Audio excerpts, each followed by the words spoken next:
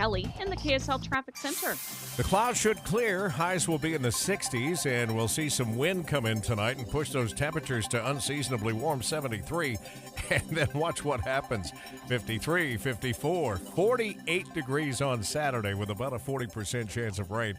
And right now in Salt Lake City, it's just cloudy out there and 50 degrees at KSL News Radio, 102.7 FM, 1160 AM, and KSLNewsRadio.com, Utah's news, traffic, and weather station. Dave and Dujanovic. We're keeping an eye on the Republican Elimination Chamber, which is going on right now, trying to figure out who do they want for Speaker of the House. There were 7 candidates as the morning started. They've whittled it down to 4. The final 4 is Byron Donalds out of Florida, Mike Johnson out of Louisiana, Kevin Hearn, Oklahoma, and then Tom Emmer in Minnesota. Taylor Morgan filling in for Debbie Dujanovic today. Any of those names excite you, intrigue you? Have you ever heard of them? No. I have no idea what Mike Johnson of Louisiana does. Listen, Dave, here's my thing, okay? I have an idea.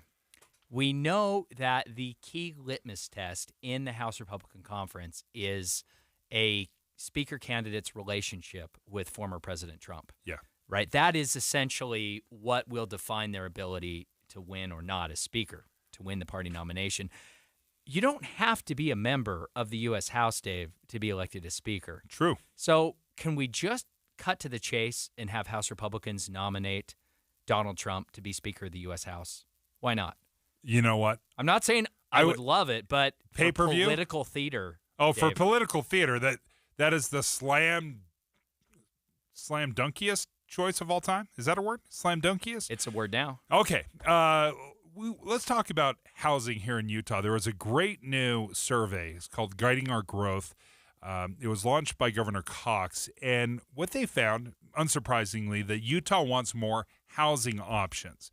Now, one thing that the state of Utah did, I think it was the last legislative session, is they launched a program that will give you essentially, I believe it's an interest-free loan.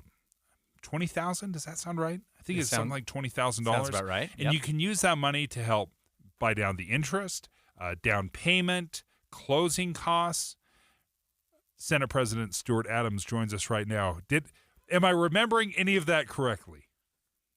Exactly, very, very correctly, and that's what it does. But one of the things that we were concerned about, and we have a great economy in the state of Utah, but the problem with a great economy is it's created a housing affordability problem. And so this allows people, first home buyers, to be able to buy a new home and use that $20,000, you're exactly right, for closing costs, to buy down the rate or for their down payment. But it is a loan, has to be paid back, and it's been extremely successful. Is it interest-free? I'm trying to remember. It is interest-free, but it has to be paid back when you sell the home or when you refinance. And think about this for a second. I think we're losing our middle class. When you're renting, you're not gaining equity. And, as you know, one day you buy a new home, you're a young couple, but you're going to retire one day. And if you have a rent payment or you're in an apartment when you retire, you don't have the net worth or the capacity to make it through those retirement years. And then your quality of life. If you have a home, it's surely a better quality of life if you have a home ownership and all the things that come with it. So we're trying to get people out of the apartment and into homes.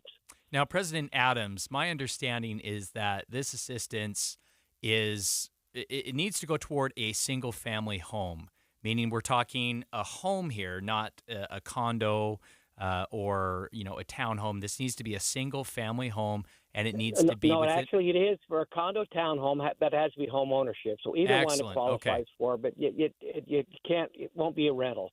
Got it. And there's actually been. It's pretty amazing what's happened is.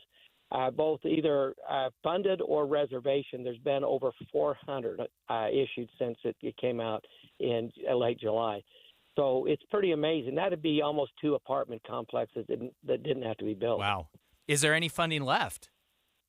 Oh, yeah, there is. We're only about there was $50 million we appropriated, and there's probably over half of it left. So there's still a lot of availability. Again, in Utah, we don't believe in giving people money. We don't want to do that. It is a loan. But it has made available, especially with these higher interest rates, the ability for people to buy their rate down, or if they didn't have a down payment, or what if they needed help with their closing costs. It's been able to get a whole bunch of people into that home ownership category where they can build equity. And there are some parameters, and we've touched on them a little bit, but there is a cap. Like, you can't go out there, buy $1 million home and get this $20,000. What is the cap on this? The cap is $450,000, but the interesting thing is people told me they didn't think they could. $450,000 was too low, but the average sales price of the homes, the 400 that have been involved in this program, is $377,000. So we're trying to motivate builders. We're trying to motivate suppliers, cities, to try to bring a home in at a lower price so that we can actually make it affordable for these first home buyers, again, so they can have the great quality of life, the American dream of home ownership. It does seem to me, Senate President Stuart Adams, if you're just joining us in the car right now, we're talking to Senate President Stuart Adams about a program here in Utah. The legislature set aside $50 million where you can tap into this loan money to get into a first-time home, whether it's a townhome. If you can find something under $450,000, a new home, that's amazing. But there are some of these parameters. But it seems like the answer to solving the housing crunch is very simple. It's supply and demand.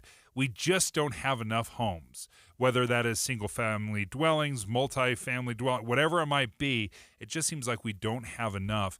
Is there something the state can do to, I guess, maybe shoot a little adrenaline into the building part of the economy? Well, we're trying to do that in multiple different ways. And, I don't run many pieces of legislation, but I actually did run this one. And you're exactly right. We didn't want this to be used for existing homes because it just drives the price up. But we tailored it for new homes because we need more product. And we were finding that the market was so good that builders were building $1 million and above homes, but there wasn't any focus on this first home market. So this program is actually tailored to try to do exactly what you talked about, is to try to motivate builders, cities, everybody else to try to deliver this first home product. And, we have great cities, mayors, city councils, other municipalities and regulatory agencies. But our hope is that we can motivate them to focus on this first home market. Senate President Stuart Adams, thank you for joining us. Hey, when we come back, you've probably heard a lot about this new Romney book that is coming out where Mitt Romney kind of goes scorch earth on the Republican Party in many ways. The author of that biography, McKay Coppins, is going to join us at the 10 o'clock hour. We'll give you a little bit of a preview as we hear from Senator Mitt Romney, who recently did an interview with CBS News. But let's talk Romney for the next 45 minutes. Stick around. Dave and Dujanovic. Hi, it's Tim Hughes and Amanda Dixon. Why should you start your day with us? We have decades of news experience between us. And we take your trust seriously. Come here for news tomorrow, 5 to 9. On KSL. All right, Mittens. This is going to be fine. Please don't panic. Okay, here we go. One paw at a time.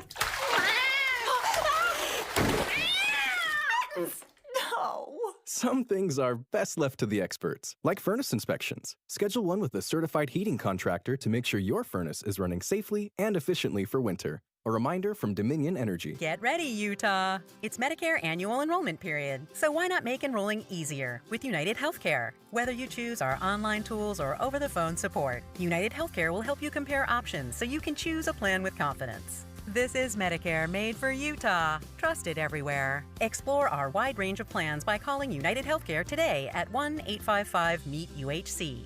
That's 1-855-MEET-UHC. Annual enrollment begins October 15th and ends December 7th, so call today. I'm Erin Mendenhall. No amount of crime is okay, but crime in Salt Lake City is at its lowest in years. We're putting more officers on the street, reducing response times, improving training, and we've partnered with the feds to take violent repeat offenders off our streets. I've worked hard to make our city safer. That's why our police and firefighters have endorsed me for a second term. I'm determined to keep our city moving forward, and I won't let anyone take us back. Paid for by Aaron Mendenhall for Salt Lake City. Getting help with electrical repairs is easier than you think. All you have to do is call Any Hour Services or schedule an appointment at anyhourservices.com. No one helps more homeowners than Any Hour Services. Utah's business landscape is evolving, and the key to success is staying ahead of the curve. Get ready for an extraordinary event that promises to take your business to new heights. Join everyone at Utah Business Forward, November 16th, for the premier conference exclusively designed for executives hungry for practical insights and actionable strategies to propel their business forward. Featuring more than 30 of Utah's foremost business influencers, this event covers a diverse range of topics. Notable guest speakers include Gail Miller and Brandon Fugel. Attendees can expect to gain a wealth of valuable insights and knowledge. The conference is designed with you in mind, addressing the very challenges that executives like you face daily. With 5 distinct tracks covering entrepreneurship, international business, marketing, people and culture, and strategy, you'll gain invaluable knowledge across a range of crucial areas. Reserve your seat today at forward.utahbusiness.com. I'm Dave Cawley, investigative journalist and host of the podcast Cold. In October of 1985, a woman named Cherie Warren left work at a busy Salt Lake City office to meet her estranged husband at a downtown auto dealership. She never made it home. Cherie's car surfaced weeks later in Las Vegas. In the parking lot of a hotel casino. No one knows how it got there. Strange. It was strange. Both Cherie's estranged husband and her boyfriend raised suspicion for investigators. I kind of thought that he might have done something. But no arrests were ever made. In Cold Season 3, we dig into double lives, make new connections in the case, and examine the difficulty raised by reasonable doubt. We want answers just as much as anyone else. They have creeps like that now too, so nothing's changed. That's the new Cold Season 3, The Search for Cherie, now available anywhere you get your podcasts. With the 3 things you need to know this hour, I'm Tim Hughes. First, after multiple rounds of voting, Majority Whip Tom Emmer is the top contender for the House Speaker. Second, former President Donald Trump's lawyer, Michael Cohen, is in court today, testifying against the former president. And third, the new book about Senator Mitt Romney comes out today. The author will be with David Dujanovic coming up right after the news at the top of the hour. We'll shoot for a high today of 66, and with all those clouds out there right now, it's 50 degrees. Let's get you back to David Dujanovic on KSL News Radio. David Dujanovic. It's just kind of Dave right now. No Dujanovic. Debbie's off today, but Taylor Morgan is filling in for Debbie. Taylor, host of KSL at Night. Thanks for joining, and thanks for filling in. Big shoes, but we are going to talk about Mitt Romney for the next 45 minutes. Are there politicians, can you remember a politician that has had more wildly swinging pendulum experiences within the party than Mitt Romney? Mitt Romney is so fascinating. And talk about someone who has not necessarily tried to go with the political winds of the times, but has rather, to his own detriment at many times, kind of stood up in the face of political winds and, has beaten himself against them in a lot of ways. I mean, Mitt Romney, we forget that he was governor of Massachusetts. Yeah.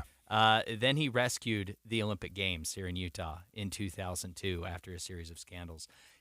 Mitt Romney has been such a important political figure nationally and here in Utah. I mean, Dave, you remember back in 2012 when he ran at the time what I think we all see as a very flawed presidential campaign and how derided he was by the left?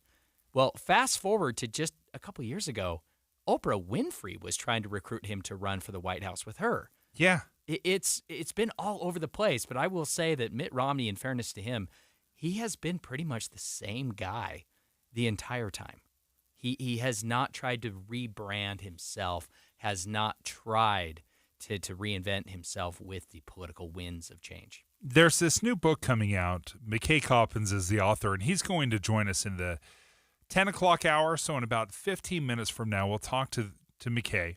And number one, we want to know, how in the world did Mitt Romney agree to let you come into his house?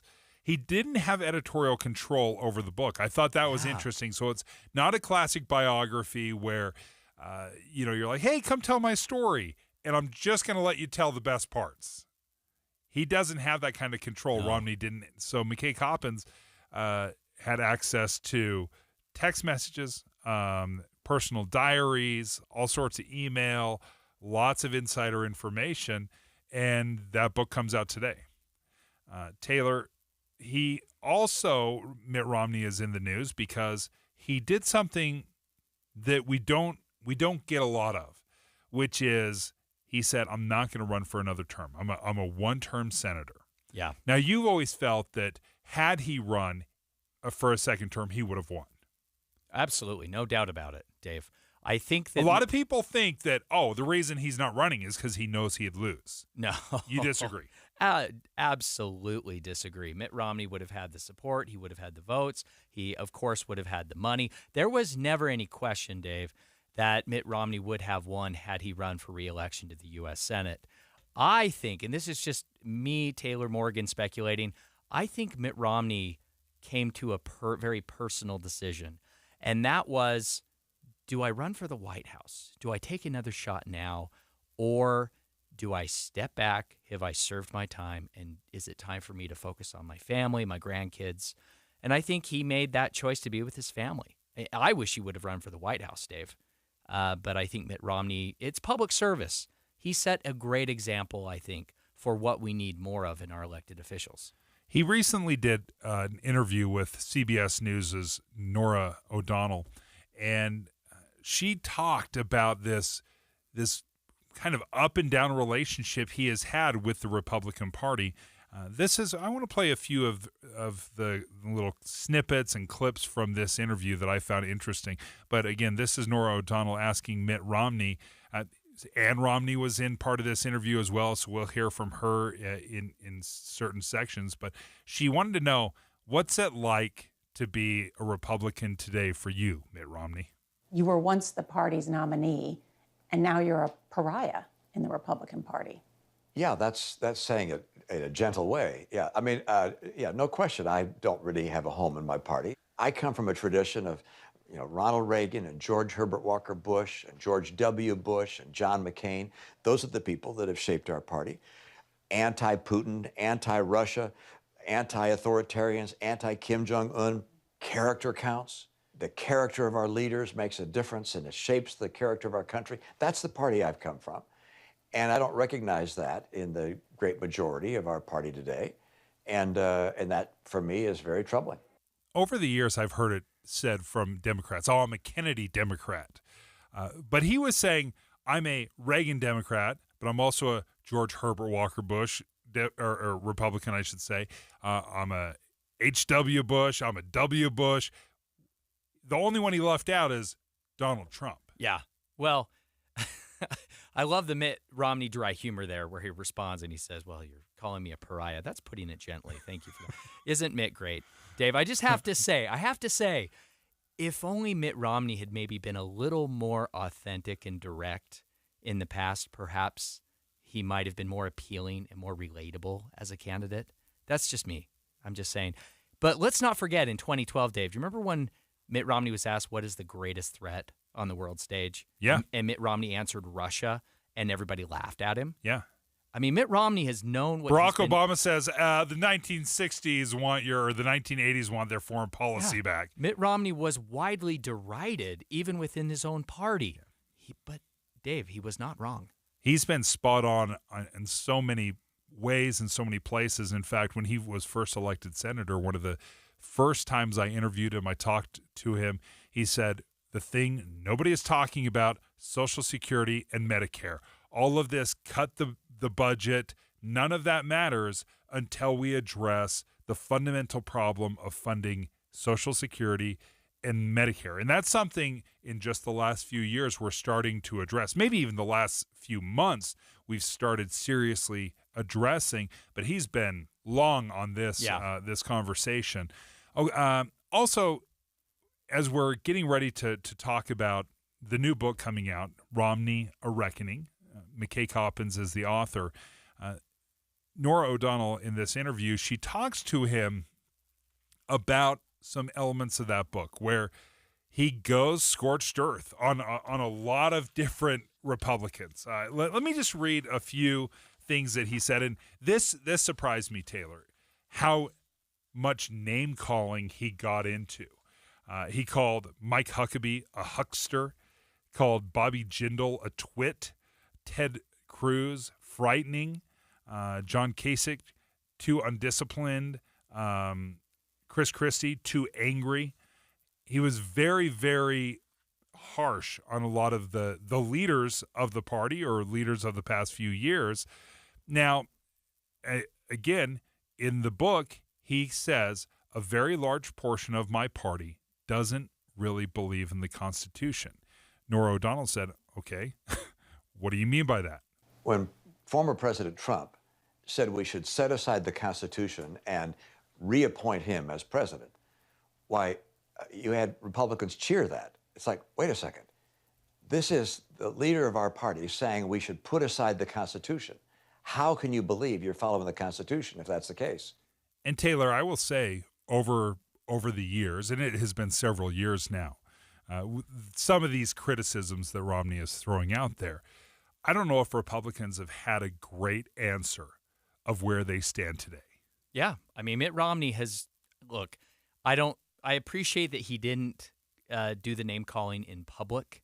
And I think it's interesting that he vented and wrote these things about others privately. I appreciate that, but he was never wrong. He was not wrong, Dave. Bobby Jindal was a bit of a twit. He was. I'm sorry. Hate to say it.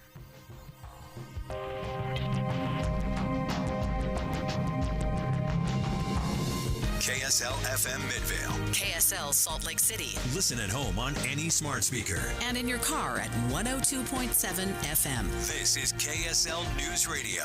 Utah's news, traffic, and weather station. It's 10 o'clock at KSL News Radio. I'm Dan Bomas. KSL's top story this hour. A gathering 30 years in the making as doctors, patients, and families came together to celebrate the life-saving use of artificial heart technology. If I didn't have an artificial heart, I wouldn't be here today. My actual heart was just not strong enough.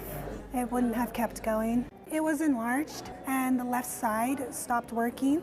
So with the LVAD helped the left side keep pumping. Shoshana Steele got her artificial heart device in February of last year, and just 17 days ago was able to get a transplanted human heart. LDS Hospital began doing artificial heart implants in 1993. City leaders in Ogden have big plans to improve the Ogden-Hinckley Airport, hoping to bring some airline service back. Allegiant and Avelo parted ways with the airport last year. Now the airport wants to about double the size of the terminal, add a new gate, and build a new air traffic control tower. The Standard Examiner reports, though, some of those plans are still up for review, and right now the price tag is something they're not sure of. Our top national story this hour from ABC News. 2 more Israeli hostages were released yesterday by Hamas. One of them has described the conditions she endured while being held captive. The 85-year-old woman told reporters she was being held in the massive network of tunnels that Hamas has built over the years. At the same time, the Biden administration is urging Israel to hold off on a ground invasion of Gaza. ABC News Chief White House correspondent Mary Bruce has more. The White House is working around the clock to try and tamp down tensions, and that includes pressing Israel to go slowly. Now, the White House is adamant they are not trying to dictate Israel's military response here, but the president has also made clear that his top priority is getting these hostages back home and also getting more humanitarian assistance flowing in. And your money at this moment, the Dow Jones average is up on the day, 204 points. The NASDAQ is up 95 points right now.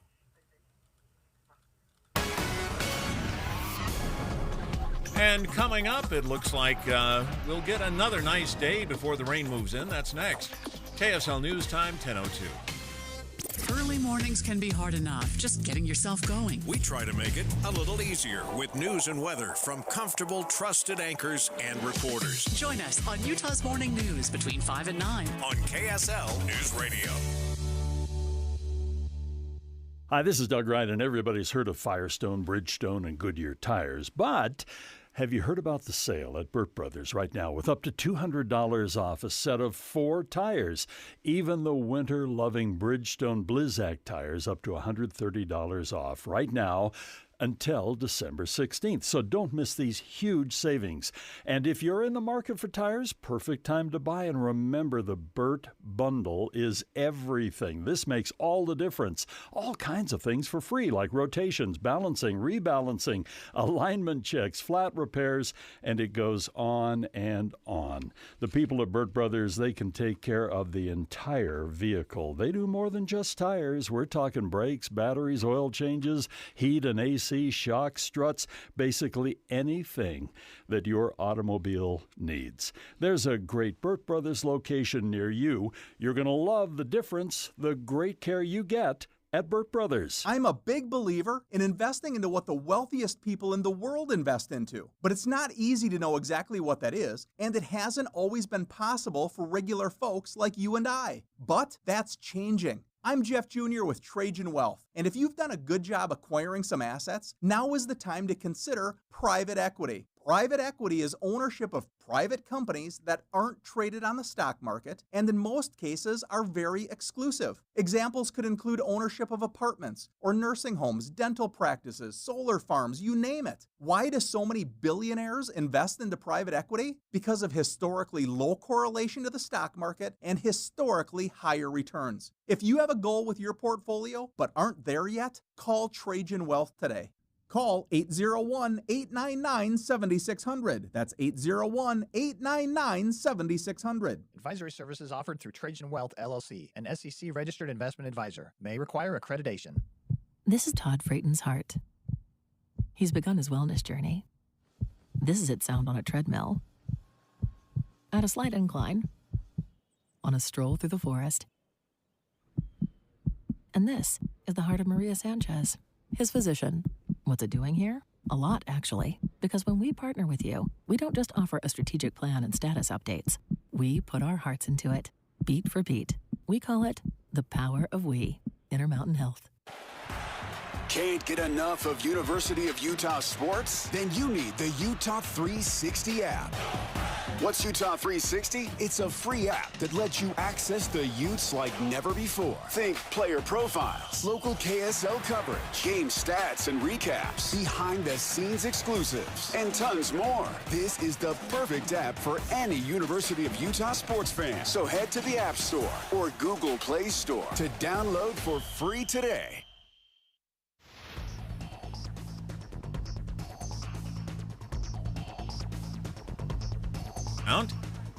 Traffic and weather together, brought to you by Granite Credit Union's new Dividend Plus checking account. Here's Heather Kelly. We still have delays on Legacy Parkway southbound as you leave Centerville, head into Bountiful. That is due to road construction. The barrels are out, so you only have one lane available. But that's the only slowdown I see across the Wasatch Front. I-15 looking good both directions, getting into or out of Salt Lake City. No problems coming out of Tooele County on I-80 or the 201 freeway. Imagine talented vocalists performing your favorite songs with the full power of Utah Symphony. Get your tickets for the Pops Concert Series at utahsymphony.org. Heather Kelly in the KSL Traffic Center. KSL weather, partly cloudy today with a high of 66. Warmer with south winds tomorrow. Rain is likely on Thursday with a high in the 50s. And right now we're at 52 degrees, partly cloudy at KSL News Radio, 102.7 FM, 1160 AM, and KSLNewsRadio.com. Utah's news, traffic, and weather station.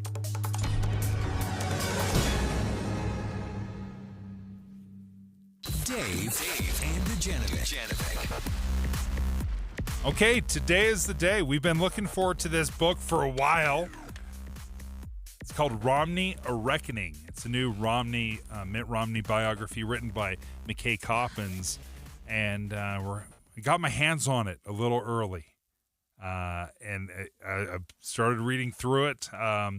McKay, you join us right now, and well, we've got you for the next 30 minutes, which I really appreciate you giving us so much time. There's so much in this. I hardly even know where to start, but I'll just start with a very, very simple question.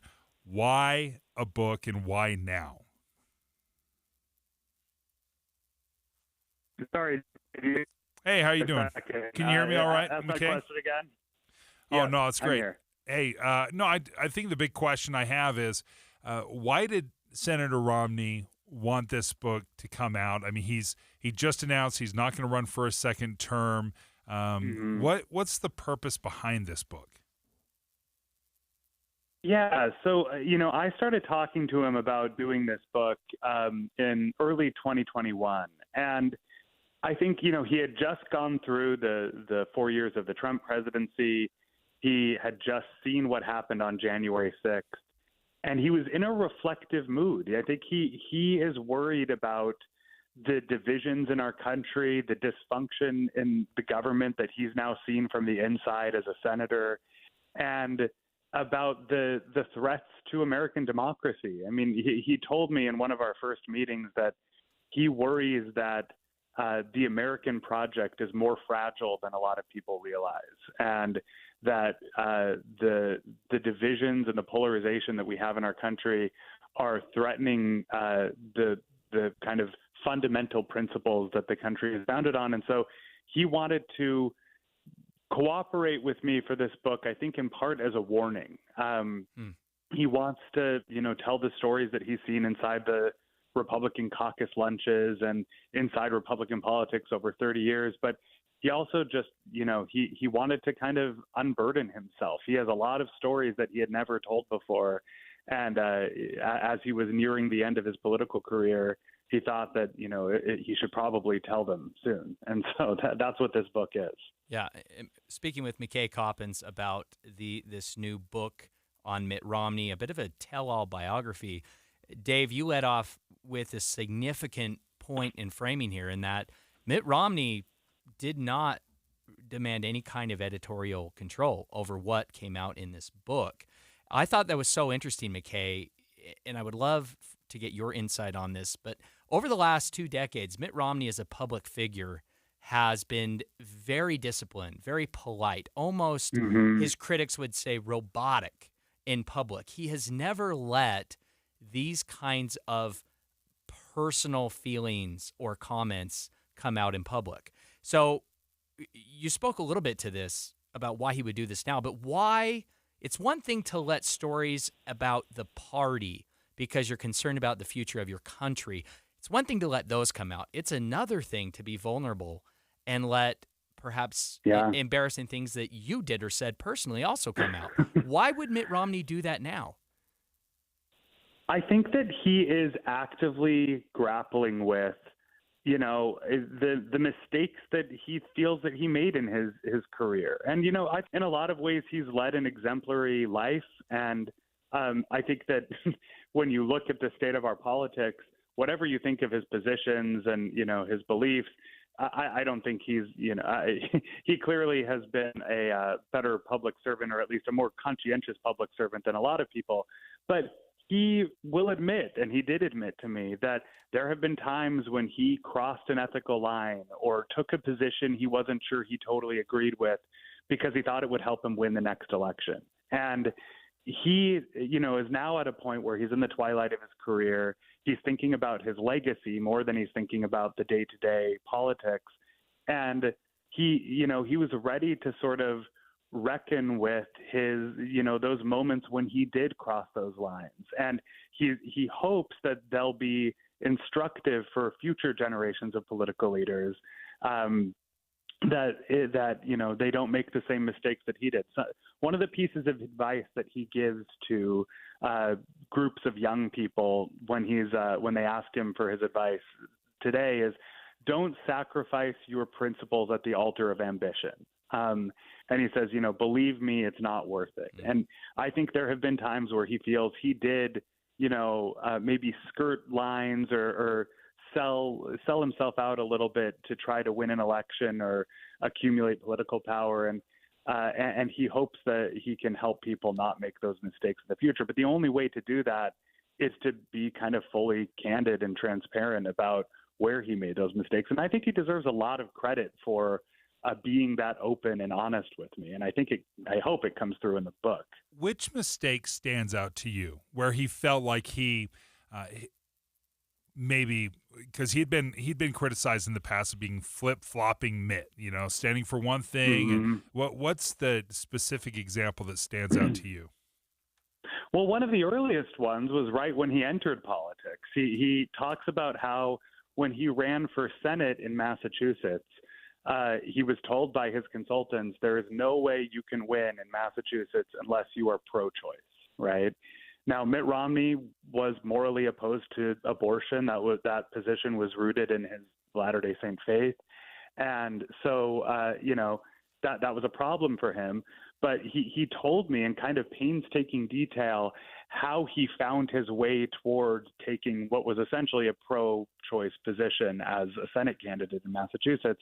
He, combed through church statements, sort of looking for rhetorical loopholes, and he kind of looked for ways to rationalize taking the political position he needed. And again, he looks back on that now and says, I wish I had never done that. I wish I had just told voters, this is what I believe, and don't vote for me if you don't want to. But the pressure in politics, and I think if you kind of injected truth serum into any politician in either party and asked them this question, they would all admit that there is so much pressure from your donors, from your staff, from the party leaders to do what you need to win re-election or to win, a first election. And Mitt Romney, he sometimes gave into that. And I think that first Senate campaign was his introduction to being kind of compelled to take a position that he didn't really agree with because he thought it would help him win. And he regrets that now. McKay Coppins is joining us right now. The book is Romney, A Reckoning, and we're going to keep you on the line for a little bit longer if you don't mind. We're going to jump out to a quick break, McKay, but there's so many really interesting stories. A little nugget that I got to get to is, he was the presidential candidate in 2012. All the Democrats hated him, but in 2020, Oprah reaches out and is like, Mitt, are you sure you don't want to run? I got to hear that story when we come back with McKay Coppins. Dave and Dujanovic. Before Dave and Debbie get started each day, this station is all news all morning. And later today, we follow up on those stories as you drive home. Get important news all morning and all afternoon. Here on KSL News Radio. Colder weather is on the way. We've got to get those sweaters and jackets ready. And storms, too. Thursday, Friday, 40s and 50s, mostly cloudy, some rain developing. We have you covered as the seasons change. Stay updated with traffic and weather together every 10 minutes on the 9s. Mornings and afternoons on KSL News Radio. Hey, this is Hans Olsen. There's a reason that more Utahns, including myself, are members of America First Credit Union. It's because we love being a part of a winning team. I opened my first business account with America First Credit Union going back 13 years ago. I've opened 4 accounts for each one of my children. I opened up my last business account with America First Credit Union because I know they're going to treat me and my family fairly. It's no wonder that Forbes magazine named America First to their 2023 Utah Best in State Credit Unions and their 2023 Utah Best in State Employers list. The only credit union in Utah to receive both awards. If you've got financial questions and needs, America First Credit Union has the answers. So come join me and thousands of others at Forbes Magazine's 2023 Utah Best in State Credit Union and Employer. Visit AmericaFirst.com or stop by your local branch. It's great to be on the winning team. Federally insured by NCUA. Get the appliances you need right away at Lowe's. Explore the largest assortment of brands you trust, like Whirlpool, Samsung, LG, and A.O. Smith. In-store or online at the best values. Plus, take advantage of our everyday financing offers on top items, from refrigerators and laundry pairs to water heaters. And there's more. Get your new appliances delivered or installed quickly at your convenience, because Lowe's knows home improvement. Subject to credit approval. In business, everything your employees do impacts your brand, including what they wear. Cintas has high-performance workplace apparel for almost every job imaginable. From work shirts and pants, to polos and khakis, to Oxfords or T-shirts, these clothes move, breathe, and look great. Your team gets the styles they like, you convey the image you want. And Cintas service includes weekly laundry and delivery. To learn more, visit Cintas.com. Oh, I'm ready! And get ready for the workday. Jim Gaffigan here with some more Straight Talk. Now you can get a Walmart Plus membership, plus not pay for it, because it's included with Straight Talk wireless plans. You get free delivery with Walmart Plus, plus a Paramount Plus subscription included. Plus, you pay less for gas. That's a lot of pluses. Only Straight Talk gives you unlimited 5G data and Walmart Plus included on select plans for free. Straight Talk wireless, available at Walmart. Requires service on Gold or Platinum Unlimited. One offer per eligible account. Paramount Plus Essential Plan only. Separate registration required. Additional terms apply. Save $2,500 on a new furnace and air conditioner from Any Hour Services. For more information, call Any Hour Services or schedule a free estimate online at anyhourservices.com. Dave and Dujanovic. We're speaking with McKay Coppins, who's a journalist for The Atlantic, but is also an author of a new book that was just released today. It's called Romney, A Reckoning, where he spoke, probably met with Mitt Romney more than 50 times, I believe it was, McKay, to pick his brain on so many different things to kind of revisit his political career. And one of the most shocking parts of the book that I've read and really feels almost inauthentic to who I have known through Senator Romney's public persona is how critical and name-cally he was. Hey, take it easy, Dave. Take it easy. With so many, and specifically, I mean, we're looking through, he calls Rick Perry a dimwit. He calls John Kasich a braggart with no substance. Bobby Jindal a bit of a twit. That Ted Cruz is frightening. He said Bobby Jindal was fine, but a bit of a twit. Okay, sorry. He's a bit of a twit.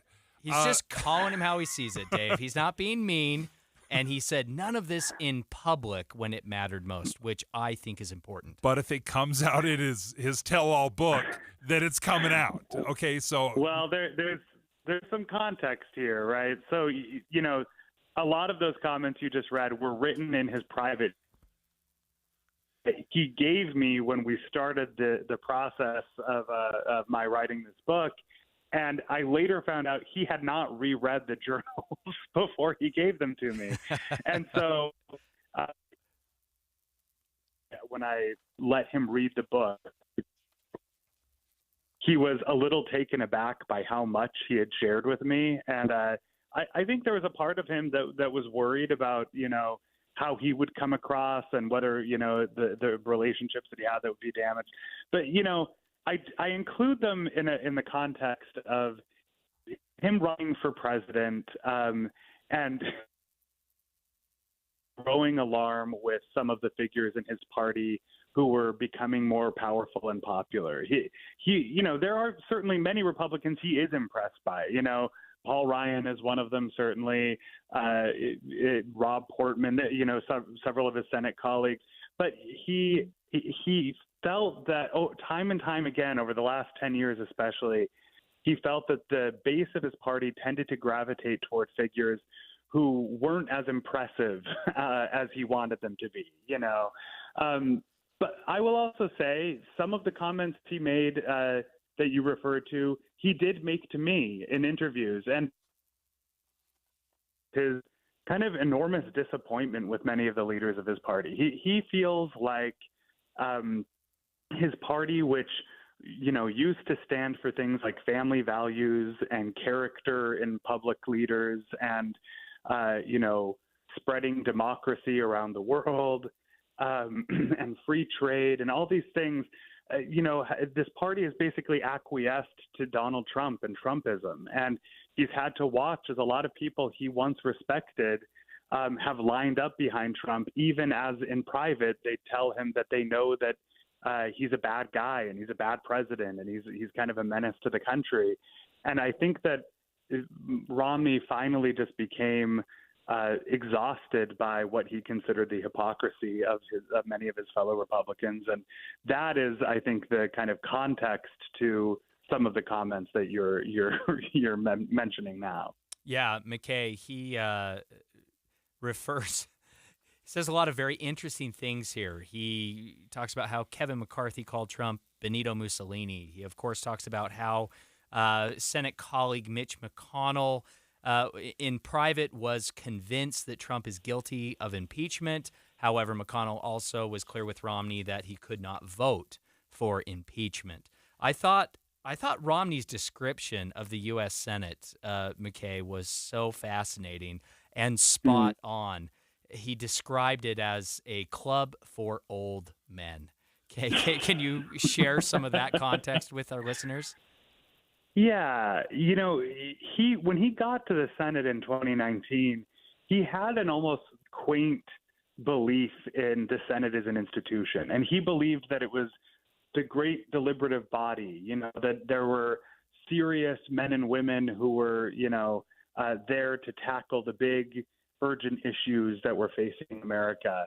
And when he got there, what he found was that a lot of them didn't seem interested in solving problems at all. In fact, early on, one of his colleagues told him, something you need to understand about the Senate is that about 20 senators do all the work, and the other 80 are just along for the ride. They want to get on TV. They raise money from their donors, but they're not really doing any legislating. They're not in the room, right?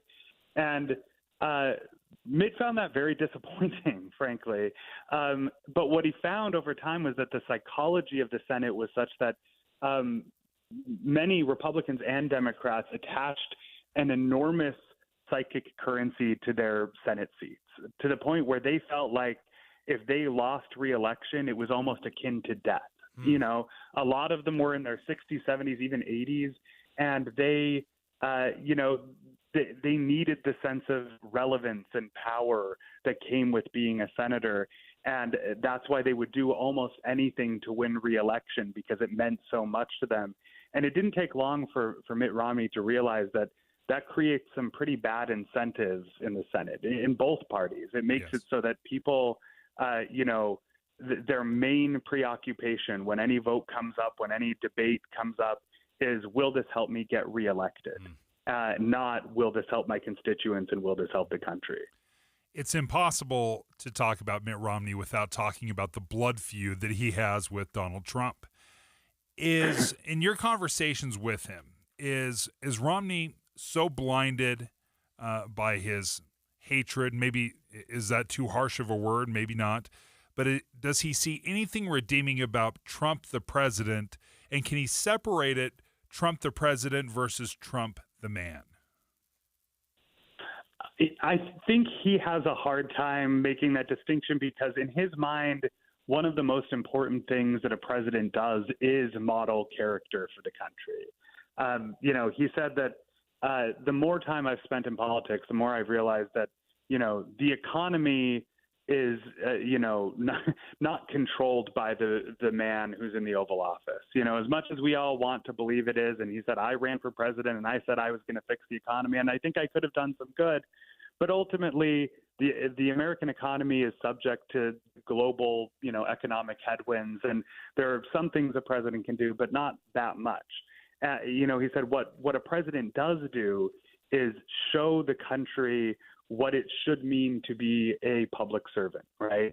And he just believes that Donald Trump's moral failings, his failures of character, are really serious for the country. He talked in 2016 about his fear that there would be trickle-down racism and trickle-down misogyny if Trump were elected. And Romney feels that that's clearly happened. He feels that Trump's vulgarity, his willingness to indulge some of the worst elements of, American life have had a real dire effect on the country.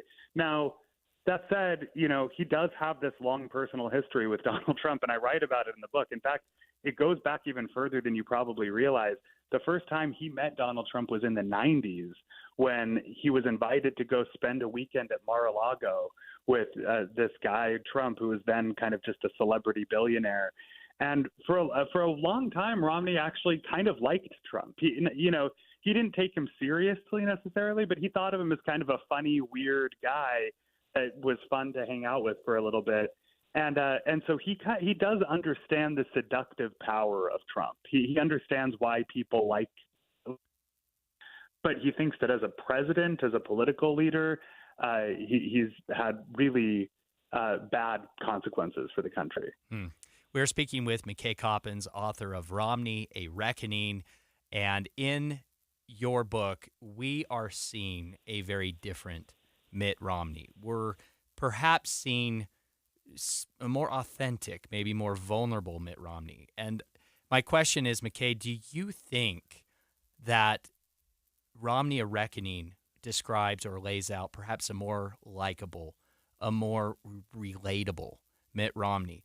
After going through your book, the question that comes to me over and over is, if this Mitt Romney had been more public-facing, if Mitt had been a little less formal, a little less robotic, and perhaps a little more vulnerable and authentic here, do you think that he would have been more likable? Would voters have perhaps been more inclined to want to support Mitt Romney? What's your take? I think there's no question that if the American electorate had been able to get to know Mitt Romney the way that I, for example, was able to get to know him over 2 years of interviews at his townhouse in Washington, they would like him a lot more. I mean, this is part of the problem in our politics. We have these impossible expectations that we apply to our candidates, and it often incentivizes a certain cautiousness and calculation. And part of why Donald Trump has been so successful is that he flouted all of that. But Romney in person is funny and kind of dishy. He's self-deprecating, and he has his quirks, and there are weird things like I write about when I first went to his house. He had a freezer full of frozen salmon fillets that he would heat up and then put on a hamburger bun and eat with ketchup. That's brutal. That description was the worst part of that book. I could hardly read that, McKay. But it was pretty gross. But the thing is, like, if you got to know him as a three-dimensional person, those quirks are almost kind of like funny and endearing. But in the context of a presidential campaign, when something like that would come up, it would just be fodder for Twitter, and people would make jokes on the late night shows about it, and it would be like, oh, Mitt Romney is such a weird guy, right? And I think that if he had been a little bit more open about, his ambivalence, for example, about some of the demands that politics places on you, I think people would have related to that. And I do think people who read this book will be surprised by the Mitt Romney they meet. I think that there'll be elements that they recognize, but there's a lot that they don't know about him that I think will come through. Well, McKay, we appreciate you joining us. Oh my goodness, I forgot Oprah. I forgot the Oprah thing. Okay, can you do it in 30 seconds, 45 seconds? Sure. What happened? So in this fall of 2019, Oprah called Ann Romney, and according to Mitt's Journal at the time, asked if he would run for president as an independent with her on the ticket. There would basically be a Romney-Oprah unity ticket. She was worried that Joe Biden wouldn't be able to beat Trump, and so that was kind of her suggestion. He demurred. He said, I don't think I can do it. I think it might end up helping Trump, actually. And it didn't happen. But it is a fascinating historical what if, the Romney-Winfrey presidential ticket. I find myself thinking about that often. I mean, 2024, it's not too late, Oprah. Mitt, let's go. What a nugget. That was incredible. I loved it. Thank you for joining us. McKay Coppins, a journalist with The Atlantic, but wrote the book Romney, A Reckoning. It's a biography that McKay wrote, spent years working on this. Thank you for joining us, McKay. Is it on Audible? It is, yeah. Read the audiobook. I narrate the epilogue, so you can hear me stumble my way through that part. But the rest is narrated by a very good voice actor. Okay. Well, I don't left and right, top to bottom my books anymore. I just hit play. So that's how I'm going to consume this one. McKay Coppins, thank you for joining us. Romney, A Reckoning comes out today.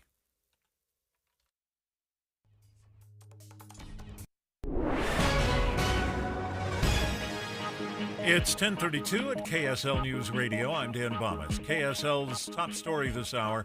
A couple from Vernal has been charged with child abuse, accused of starving their 9-year-old son and tying him up to keep him away from food. KSL.com says police took the boy to the hospital weighing only 37 pounds. James Arland Weber and Amy Weber are charged now with aggravated child abuse. The boy is now in state custody and recovering at Primary Children's Hospital. Child care grants from the federal government shrank this month. A new report is calling on the state to step in to fill the gap.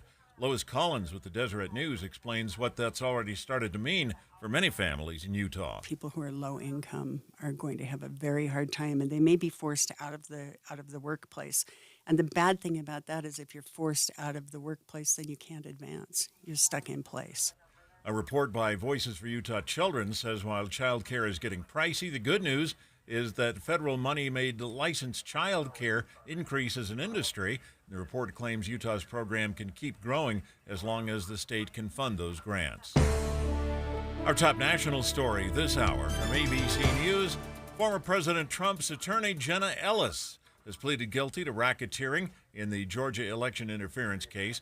She's the fourth of Trump's co-defendants in the case to reach an agreement to plead guilty. Here's ABC News senior investigative reporter Aaron Katersky. Trump's attorney is trying to suggest that the racketeering charge was just meant as a ploy to entice guilty pleas and that it wasn't a real charge. And you could imagine Trump's defense making an argument that the racketeering charge is just overblown. However, this is how prosecutors typically build cases. They often charge to the max and then try to convince people to plead guilty and testify against bigger fish by allowing them to plead to lesser charges, which is what occurred here in the case of Jenna Ellis. ABC's Aaron Katersky. Your money at this moment. The Dow Jones average up on the day, 108 points. The NASDAQ is up 31 points right now. And our KSL weather. The rain is coming on Thursday. That's next. KSL News Time, 10:34. Start your days with knowledgeable, friendly voices telling you about the latest news and weather out there. Hi, this is Tim Hughes and Amanda Dixon. In the business of waking you up each morning from 5 to 9. On KSL News Radio. If you've been thinking about losing weight, but you think, oh man, the holidays are coming up. I can't do this over the holidays. It's going to take forever. Let me just stop you right there. Because I lost 34 pounds in less than 3 months.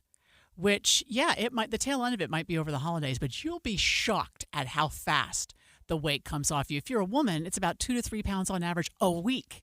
A man is more, 3 to 5 pounds a week. And I was just average 2 to 3 pounds a week, 34 pounds in less than 3 months. And you know what? That 3 months is going to go by like that, whether you start now or not. So you might as well start now. And if you only want to lose 20 pounds, which they tell us is average for most of the people that come to Soda Weight Loss, you can have that done before Christmas. It goes that quickly. My daughter lost 42 pounds, and she started about the same time you did, Amanda, going into the holidays, but she was determined that this was going to be the last time she had to go through this process. And they're determined to help you do that at Soda Weight Loss, too. Go to sodaweightloss.com, spelled S-O-T-A. Think Tim and Amanda. It is state-of-the-art. The Salt Lake Chamber is Utah's voice for business. Okay, that sounds great, but what does it really mean? Well, as Utah's largest and longest-standing business association, they support and champion community prosperity throughout the state. And if you're in business, well, that's a very good thing for you. Be sure to listen to the Chamber's Speaking on Business, weekdays at 7:20, 11:55, and 5:20 p.m. on KSL News Radio. Tim and Amanda, Utah's Morning News. Trust is more important in our business, Tim, than it's ever been in my lifetime, in all of my many years of being here at KSL, because there's so much misinformation out there. And there's so much information that is heavy laden with opinion. When you come to us in the morning, what you get is the news. You get what's happening without a lot of spin or opinion and without any misdirection. That's just the pure, simple thing that you get. When you talk about the misinformation that's out there, which there is, sometimes those stories just change from one morning to the next. And so hopefully you feel like each day as new information becomes available or we learn new things, this was certainly true during the pandemic, this is the place where we're going to share that information with you and talk about the things that are going to most affect your life. Wake up with Utah's Morning News with Tim and Amanda between 5 and 9 on KSL News Radio. Traffic and weather together brought to you by Granite Credit Union's new Dividend Plus checking account. Here's Heather Kelly. We're looking great across the Wasatch Front. We're now accident-free both on city streets and the major freeways. And no problems right now if you're coming out of Tooele County on SR 36, I-80, or the 201 freeway. Also good speeds going through Parley's Canyon to and from Park City. And I-15 has most of our traffic, but there's no slowdowns either direction throughout Utah, Salt Lake, or Davis counties. Visit R5 Homes and tour the new Flex ADU affordable house with an independent yet connectable rental basement to help build long-term wealth. Ask R5 Homes about your $1,000 bonus for purchase or referral. Heather Kelly in the KSL Traffic Center. KSL weather, partly cloudy today with a high of 66. Warmer with south winds tomorrow. Rain is likely on Thursday with a high in the 50s. And right now, mostly cloudy, 54 degrees. I'm Dan Bomas, KSL News Radio, 102.7 FM, 1160 AM, and KSLNewsRadio.com, Utah's news, traffic, and weather station. Dave and Dujanovic. Okay, it looks like we do have some breaking news. Do we have that, Don? Should we shoot a little sounder? Breaking news. The Republicans might, sort of, have kind of decided via secret ballot who they think they might want for Speaker of the House. Did I qualify that enough? I was going to say, Dave, we certainly have qualified that. How much confidence did I just show in the Republican Party? House Republicans are just going down the list of leadership here, Dave. And we are now to House Majority Whip. Tom Emmer, Republican from Minnesota, has become the latest House Republican Conference nominee for Speaker of the House. So this morning they started with a secret ballot. They had 7 candidates, 7 people that said, you know what, I want to be Speaker of the House. And then they just started going through this balloting. So they voted. Whoever got the least amount of votes, they booted. So it went from 7 to 6. They voted again, 6 to 5, 5 to 4, 3, so on and so on.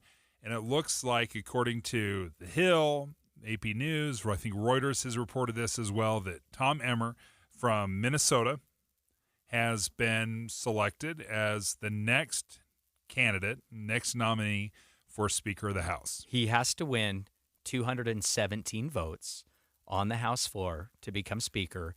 In the Republican conference, he won 117 votes, Dave. He's a ways away. What's interesting about Tom Emmer is he has perhaps a more moderate voting record than any other speaker candidate yet. For example, he voted in favor of codifying same-sex marriage. He voted in favor of spending bills and the debt limit deal that outraged the Freedom Caucus. He also, supported the election results in 2020. So he perhaps is more of a centrist Republican candidate, although he's still coming from House Majority Leadership as the whip. The question is, looking at you now, House Democrats, would you get 100 members of your caucus behind Tom Emmer to become the next Speaker of the House? And it will be very, very interesting to see how many, or if there is any, bipartisan support for Tom Emmer.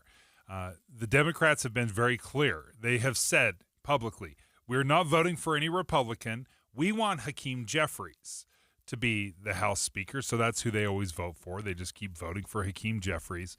And the question I have for you, Taylor, is you're moving down the list, when Kevin McCarthy first had this little secret ballot, he won 188 of the votes. Yeah. And now you're looking at people coming in at just over 100. How much does that crossover? How much do you think people will get in line now and say, okay, we've had enough chaos. This has been enough of a disaster. Do you think Republicans finally have settled on who they want their next leader to be? I think there's a lot of pressure on the House Republican Conference to continually put up nominees that they can then advance to the House floor and then blame Democrats. I think, unfortunately, Dave, that Tom Emmer here he's not a consensus candidate. He only won 117 Republican votes in his own conference, nowhere near the support that Kevin McCarthy had. But yet, he is the latest nominee. Unless House Republicans get behind him in a big way on the House floor, which I don't see happening, then he is just another sacrificial lamb. They're going to have to go back. His vote will fail. He is just the latest attempt. Is there any chance that Republicans have been worn out with this process, that they just finally accept and say, okay, fine, we just got to get something done. Let's just rally behind this guy? Or do you think they will continue to go back to the drawing board? Well, unfortunately, when you have House Democrats saying they will not vote for a Republican for Speaker, ultimately you're going to come down to a stalemate. Again, Tom Emmer, the latest Republican conference nominee for Speaker, only won 117 votes in his own conference. It's not a strong show of support among House Republicans. It is not a show of unanimity. And we're not just talking 8 members of the Freedom Caucus here, Dave. We're talking 97 Republicans that did not want to vote for Tom Emmer. So he has got some work to do here within his own party, first and foremost. I'm not optimistic about his chances. So if not him, then who? And if Democrats will not unite or rally around a Republican, then what's the next step? What is going to happen? Well, you just go round after round after round. And now, in retrospect, I look at what Kevin McCarthy did. Because, again, it took 15 votes, 15 rounds before he finally won. But he just held vote after vote after vote. And I wonder how much of this was wearing down everybody around and saying, we're not leaving until you vote for me. Not perhaps in hindsight, Dave, as often as we like to make fun of the historical rounds of voting for McCarthy, Jim Jordan's approach was far worse when it came to his success, right? One vote, sit down, we'll readdress it tomorrow. Right. And he tried to do that over the course of a few days, and it just did not work. So if I'm Tom Emmer, maybe am I forcing multiple rounds of voting and just bludgeoning the body into finally electing me? I don't know, Dave. Process is a thing. Yeah. And certainly we'll watch how this plays out. I don't know. How many votes would Nancy Pelosi get right now within the Republican House Conference to be Speaker again and just move on? I don't know. I can pretty confidently say 0. Nancy Pelosi would still get 0. But okay, there we go. We'll see how this plays out. But yeah, Tom Emmer out of Minnesota is the latest person that the Republicans will put forward to be Speaker of the House. We'll continue to follow and monitor this situation. When we come back, let's talk about the Cougars. No, we're not talking about the BYU Cougars. We're not talking football as much as I would like to, but a new lawsuit wants to make Utah's year-round cougar hunting law unconstitutional, citing that it may lead to cougars going extinct. We'll speak to a nonprofit behind the lawsuit that says, hey, you got to get rid of this year-round cougar hunting law next.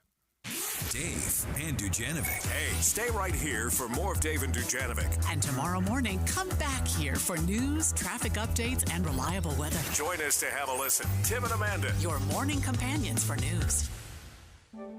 You took the first step and quit smoking, but even former smokers may still be at risk for lung cancer. That's why SaveByTheScan.org wants you to know about a new low-dose CT scan that can detect lung cancer early. It takes only 60 seconds and could save your life. You took the first step, now take the next. Visit SaveByTheScan.org for a simple quiz to see if you're eligible and talk to your doctor about screening. SaveByTheScan.org is brought to you by the American Lung Association's Lung Force Initiative and the Ad Council. Not completing high school is more of a social thing than it was an academic thing. Even though all these years have passed, I still had that longing to have my diploma. At age 30, Carissa finished her high school diploma. If you're even considering getting your high school diploma, you can do it. No one gets a diploma alone. If you're thinking of finishing your high school diploma, you have help. Find free adult education classes near you at finishyourdiploma.org. That's finishyourdiploma.org. Brought to you by the Dollar General Literacy Foundation and the Ad Council. Hey guys, do you know what makes Revive Men's Health Salt Lake City different? You. Every Revive treatment and medication is personalized just for you. Revive has the experts that guys go to when their current treatment isn't working. They have a complicated medical condition, or they're just not happy with their daily performance. Since 2011, they've helped thousands of local men suffering with the symptoms of low T and ED. Their goal is simple: to get to the bottom of your issues and fix them. Your best performance requires more than generic ED medications or a low-dose testosterone booster at a low-ball price like you find online. Revive medications are custom compounded, affordable, and guaranteed to resolve your issues. Stop dealing with the symptoms of low T or ED. Book your T-check and exam today. Call 801-263-7777. That's 801-263-7777. Or visit us at revivemenshealth.com. Utah's business landscape is evolving, and the key to success is staying ahead of the curve. Get ready for an extraordinary event that promises to take your business to new heights. Join everyone at Utah Business Forward, November 16th, for the premier conference exclusively designed for executives hungry for practical insights and actionable strategies to propel their business forward. Featuring more than 30 of Utah's foremost business influencers, this event covers a diverse range of topics. Notable guest speakers include Gail Miller and Brandon Fugel. Attendees can expect to gain a wealth of valuable insights and knowledge. The conference is designed with you in mind, addressing the very challenges that executives like you face daily. With 5 distinct tracks covering entrepreneurship, international business, marketing, people and culture, and strategy. You'll gain invaluable knowledge across a range of crucial areas. Reserve your seat today at forward.utahbusiness.com. Dave and Debbie. Where do people in Utah have an opportunity on a regular basis to voice their opinions? That's on our show on KSL News Radio. You have a way to share your experiences and to get your message out to the entire community. Where else in Utah can they go? Nowhere. That's on our show. We have to be so careful not to take things out of context. It's very easy to manipulate what someone says to fit your own narrative. And we don't want to do that. We want to take your best argument, you take my best argument, and if we don't always say it perfectly, that's okay. It's a conversation. It's a give and take. Listeners call the show and are willing to share how they're dealing with life circumstances. This is why our show is so important to this community and why our listeners are so important to KSL News Radio. Listen for Dave and Dujanovic 9 to noon on KSL News Radio. With the 3 things you need to know this hour, I'm Dan Bomas. First, Intermountain Health marking a milestone in its artificial heart program. Second, Ogden City hoping to bring commercial air service back to the Ogden-Hinckley Airport. And third, one of the Israeli women released by Hamas yesterday described being held in the network of tunnels underneath Gaza. Right now, 52 degrees and partly cloudy in Salt Lake City. And back to Dave and Dujanovic on KSL News Radio. Dave and Dujanovic. Okay, there's a new lawsuit that is calling for a Utah law that allows cougars to be hunted all year round to be thrown out. Now, Taylor Morgan is filling in for Debbie Dujanovic today. Do you know anything about cougars? Do you know anything about cougar hunting? Well, in my corner of Draper, where I live, this has become a real issue. There have been a lot of cougar sightings, mountain lion sightings in the neighborhoods and on the trails. Every friend... Well, in the neighborhoods? In the neighborhoods, Dave. I have friends who have caught cougars on camera, on their rings or whatnot, motion cameras at night, prowling their yards. People have lost pets to mountain lion and cougar attacks. And so the Utah legislature just last session passed legislation that made cougar hunting year-round legal. And people have been trapping and hunting cougars and mountain lions. My understanding is that the population had become a bit out of control, and that this measure would help to limit the population growth. That's my understanding of it, but apparently there are some concerns that have been raised in opposition to the new law. Representative Casey Snyder proposed this bill, and we called him just moments ago and wanted to get his reaction to the lawsuit that wants to really reverse this year-round, limitless cougar hunting that's going on. Here's Representative Casey Snyder's reaction. You know, I would say that hyperbole is a terrible way to legislate, and it's a terrible way to litigate. And so I think that we're far outside the bounds of reason with this case, and I think it's pretty extreme to say that cougars are going to disappear in 5 years based on a provision in statute. I would say that HB 469 was a compromise piece of legislation, and provisions that were added in the Senate were different from the House and ultimately passed. But even the provision they're disputing was discussed with the Division of Wildlife Resources prior.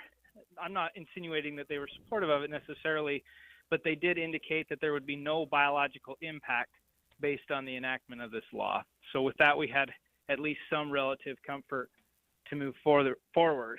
I would also say that it's a little ironic, you know, they are suing under a constitutional provision, which I sponsored. So I was the House sponsor for the right to hunt and fish, which contains the conservation language, which they're hanging their hat on in the courts. And that's not the intention, first of all, of that provision.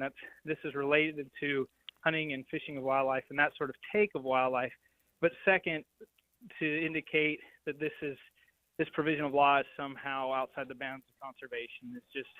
It's a little ridiculous, and I think we have some significant disagreements about what the outcome will be.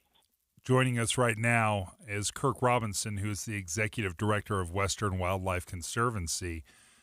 Can you explain to us, maybe preview or give us an idea what is in the lawsuit and what are you concerned about? Yes. The lawsuit alleges that HB 469, which is the bill that contains this provision regarding cougar hunting, actually violates the Utah State Right to Hunt and Fish Act, which became law in 2021. I'll skip over the details of that, but if it stays in effect, it has the potential of doing really serious damage, not only to cougars, individual cougars who die possibly by being strangled to death in neck snares, orphaning kittens who will die of starvation, but also it will affect many other animals that benefit from the kills that cougars make, all the way from beetles to eagles. And it'll have detrimental effects to the ecosystem. Cougars have been on the landscape here for hundreds of thousands of years, along with the deer and elk that they prey on. They are a team of a kind, and it's irresponsible to overreact and without any basis in science whatsoever. Nobody, not Casey Snyder or anyone, has alleged that science in any way supports this draconian measure to try to get rid of as many mountain lions as possible. And in fact, the best science of recent decades indicates that doing this actually stands a very big chance of exacerbating or worsening the very problems that the one caller from Draper mentioned. Now, people in Draper and all along the Wasatch Front live in cougar habitat. They recreate in cougar habitat. There are cougars all around. They have not preyed upon people. In very few cases, they have even posed a seeming threat to people who encroach on them or have a chance encounter of them on a trail. The best thing to do is to leave them alone, and they will stabilize their own population, and there will be, as a result, fewer adolescents of adult cougars roaming around in neighborhoods. How do they stabilize that population? Well, first of all, they can't be larger than the prey base will support. That's obvious. But also, in an unhunted cougar population, the number one cause of cougar mortality is other cougars. Dominant toms that have a home range that they patrol kill rivals, young males, thereby limiting the number of them. And without them, there's a proliferation of young males, and virtually all the research shows that they're the ones that cause most of the conflicts with humans. It's because they don't have fixed home ranges, so they roam far and wide, and they're not skilled hunters, so they're inclined to take easy prey like sheep and pets. Are you concerned at all about those sheep and pets and that easy prey? And once they realize and start understanding the toms I'm talking about, how much easier it is to hunt, down in more populated areas. Well, I am, and that's one reason for not trophy hunting cougars, because as I just pointed out, the science indicates that you have a better, more stable cougar population and also stable social relations among cougars if you don't remove those toms from the population. You have fewer juveniles roaming around causing trouble. We're speaking with Kirk Robinson, Executive Director of Western Wildlife Conservancy, about their lawsuit to undo the new law in Utah that makes year-round cougar hunting and trapping legal. My understanding, Mr. Robinson, is that California's Mountain Lion Foundation is also behind this lawsuit. Why are they involved? Well, because they are the Mountain Lion Foundation, and their mission is to conserve mountain lions. Is there a right number, or is there a – because I think the hands-off approach and just assuming that they're going to fix this issue themselves, or do we have an idea of what the appropriate number is, or maybe how many is too many? No, everything that I've said indicates that they can take care of themselves, and that if we leave them alone, there will be fewer problems with them. That's what the science says. So that's the best thing to do. On the other hand, so there's no actual number that we can wrap our heads around. No, why do human beings think that they have to set a number on them? Are they even wise enough to know how to do that? We do this all the time with deer population. We do it with many animals in hunting. Are you saying just look, we do that with deer populations because left unchecked, they will multiply and expand beyond the carrying capacity of their habitat. But cougars will not do that because they are limited by the amount of deer and elk in the first place. And so they have a mechanism that's built into the genetic makeup, as it were, so that they control their own populations to adjust to the available prey. So disrupting the social structure of the animals actually causes more trouble than just leaving them alone. Now, if a particular cougar does become a manifest problem, it's a repeat offender preying on sheep or is killing pets, then the thing to do is to surgically remove that cougar. It's the problem. It's not to just have open season on cougars. The Utah cougar population is not expanded. Experts have claimed that looking at the data, the population is actually depressed. And it's quite interesting that a high percentage of the cougars that are killed annually in the state, which is between 500 and 600, one of the highest in the entire United States. Most of them, or a great many of them, are juveniles. They're not even adults yet. Not even those large trophies that you're talking about. Kirk Robinson, I'm sorry, we're totally out of time, but we appreciate you joining us, the Executive Director of Western Wildlife Conservancy. KSL FM Midvale, KSL Salt Lake City.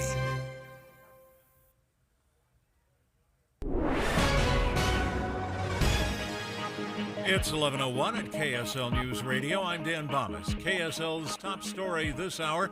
Utah is one of dozens of states suing Meta, formerly Facebook, over the mental health of teenagers. ABC's Derek Dennis reports. 42 states filing suit against Meta, alleging the social media giant formerly known as Facebook actively harmed young people's mental health. The federal and state lawsuits say Meta knowingly designed and deployed harmful features on Instagram and Facebook that purposefully addict children and teens. The motive, the lawsuits say, is profit, maximizing financial gain by misleading the public and ignoring its own research about the damage caused to the mental and physical health of young people. Meta has said it's offering more resources to keep children safe online and argued the lawsuits improperly seek to regulate content. Derek Dennis, ABC News.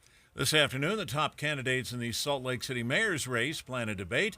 KSL TV's Lori Pritchard will be the moderator. You can watch it on our website, kslnewsradio.com at 2 p.m.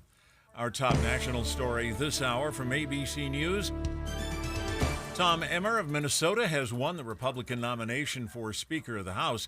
He finished first after a series of secret ballot votes this morning, but he can't be elected until he gets 217 votes in the full House. Emmer was a member of the Republican leadership in the House, serving as Majority Whip with Kevin McCarthy. He's the third potential replacement for McCarthy, following failed bids by Steve Scalise and Jim Jordan. Your money at this moment, the Dow Jones average is up on the day, 109 points right now. The NASDAQ is up 24. And our KSL weather, another lovely fall day before things turn rainy. That's next. KSL News Time, 11:03. What do you need to hear in the morning to feel ready for the day? Important news that happened overnight, the traffic you'll hit on the roads. You'll be ready for your day with us. Join Utah's Morning News 5 to 9 on KSL News Radio.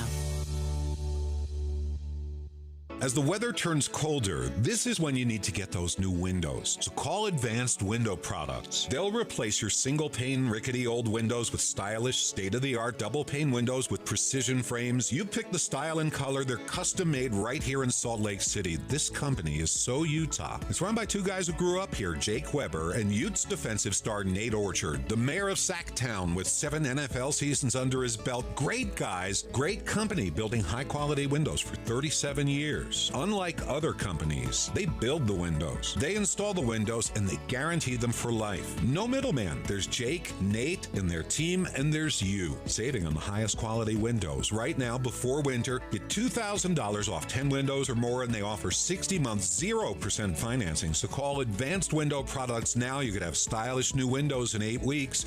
801-850-9100. 801-850-9100, or visit AdvancedWindowsUSA.com. I never thought about being a donor, but when my daughter Susie was born with enlarged kidneys, it was an immediate concern. Lots of doctor appointments and getting educated on what we'd be facing for years to come. 14 years later, the day came when we were told that Susie would need a kidney transplant to save her life. She is here today because of a beautiful family that gave life. Go to DonorConnect.life and read about what it takes to become a donor. Did you know many people think that they're too old and not in good enough health to be a donor? This is far from the truth. If you were told that you could save a life for someone close to you, would you do it? What if it was just to save a life? Finding out more on why you should become a donor is pretty easy. DonorConnect.life can walk you through the process and what it takes to simply sign up. Check yes to become a donor when you renew your driver's license. Give hope, heal life. DonorConnect.life. Traffic and weather together brought to you by Granite Credit Union's new Dividend Plus checking account. Here's Ricky Meese. We are looking at a crash-free, delay-free drive on all the Valley freeways and normal KSL travel times up and down the I-15 corridor between Ogden and Provo. Transform your outdated kitchen with half-priced granite for $2,500. Granite quartz, cabinets, and flooring. Visit halfpricedgranite.com. Affordable luxury. Ricky Meese in the KSL Traffic Center. KSL weather, partly cloudy today with a high of 66. Warmer with south winds tomorrow. Rain is likely on Thursday with a high in the 50s. And right now, partly cloudy and 54 degrees. I'm Dan Bomas, KSL News Radio, 102.7 FM, 1160 AM, and KSLNewsRadio.com, Utah's news, traffic, and weather station. Dave and Dujanovic, special coverage of the top national story. Republicans have rallied around a single individual for now. We don't know how long that will last and how many Republicans are excited about the new potential Speaker of the House, but they have selected Tom Emmer from Minnesota, representative out of Minnesota, to be the next Speaker of the House. The big question now is, does he have 217 votes somewhere in the House to actually become the Speaker? Taylor Morgan filling in for Debbie Dujanovic today. We don't know a lot about Tom Emmer, other than he was the number 3 in the leadership House Majority hierarchy. Whip. Learning a little bit more about Tom Emmer from Minnesota. Of course, Dave, a Republican from Minnesota would have been a collegiate hockey player, and he was. Clearly. That's fun. Another couple interesting points. Emmer led the House Republicans' campaign arm, the NRCC, before he became Majority Whip. That's significant because he led Republicans' win to getting that majority in the House. That's significant. Also, we have heard that Freedom Caucus members have praised Tom Emmer throughout his career for being an honest broker. This is according to a new report out from The Hill. And it's being reported that Tom Emmer's office has often been a gathering place for House Republicans. It's the hangout? Yeah, it's where they hang out and kind of complain about one another. So, look, I'm skeptical of Tom Emmer's ability to actually win the speakership, but he perhaps is more of an interesting, honest broker, and maybe he has a chance, Dave? Well, this morning is when that secret ballot began. I think it started about 7 o'clock our time, and they just systematically started going through the potential candidates until they narrowed it down to one, and that one is Tom Emmer. Joining us right now, Corey Norman is the Chief of Staff of Representative John Curtis. Thanks for joining us, Corey. Were you invited into the room, or were you banished outside? If you know me, and any of your listeners know me, I don't stand outside doors very well. So you were there. He was in the room. We won't force you to perhaps say anything you can't share with our listeners, Corey, but I think your perspective is so unique and so interesting. As a chief of staff, you really understand the process day to day. You know all the details, the ins and outs of the politics here. And so to cut to the chase, does Tom Emmer have a chance? Well, interestingly enough, I heard some of the banter you had back and forth, and I will tell you a little bit of the latest, and none of this is official because they haven't gone to the floor and had a vote yet. But yes, many of the House Republicans, the House Freedom Caucus members, have expressed in the past the confidence in Representative Emmer. I'm hearing the latest that there are some concerns, some previous votes, and so sort of the counting noses right now that he may have an uphill battle. I don't know if he can get to 217. Right now, we're hearing that roughly 20 to 25 members, most of whom are House Freedom Caucus members, have some serious concerns, and Representative Emmer is going to have to take the next 24 hours or so and try to convince them that he's the right guy. How does Representative Curtis feel about him? He's committed to Emmer early. Emmer, as you indicated, he was the chair of the NRCC, and much of the majority of the Republicans have in the House right now. A lot of members attribute that to him. Ironically, they also attributed that to McCarthy. So I'm not sure how much value that actually holds right now. But he has been the whip, and so he has a long relationship with most of the members of the conference.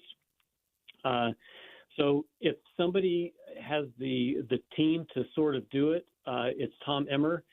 And just remember, I mean, we're on plan D, E, or F at this point. So I just don't know if he can get there.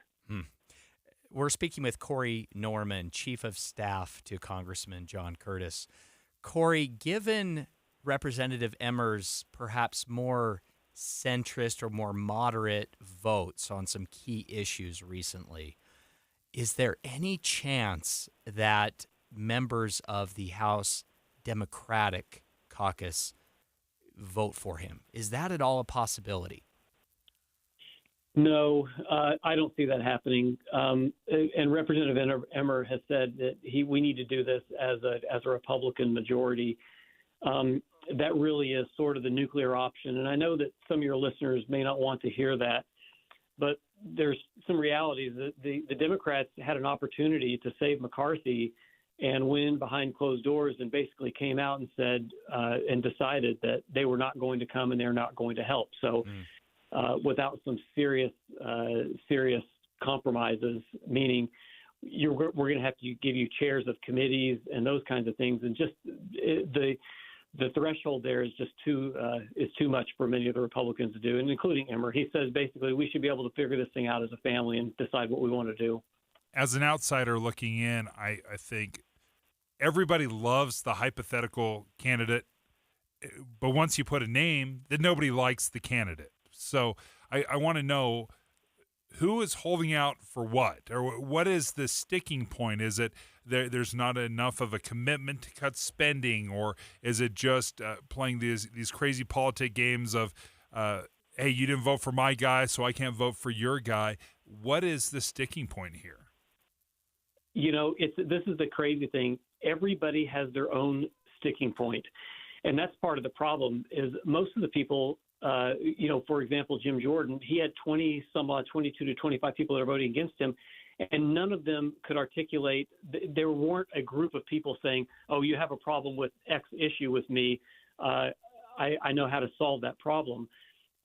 Everybody has this certain line in the sand. For example, Tom Emmer may have voted for some things that are socially to them unacceptable.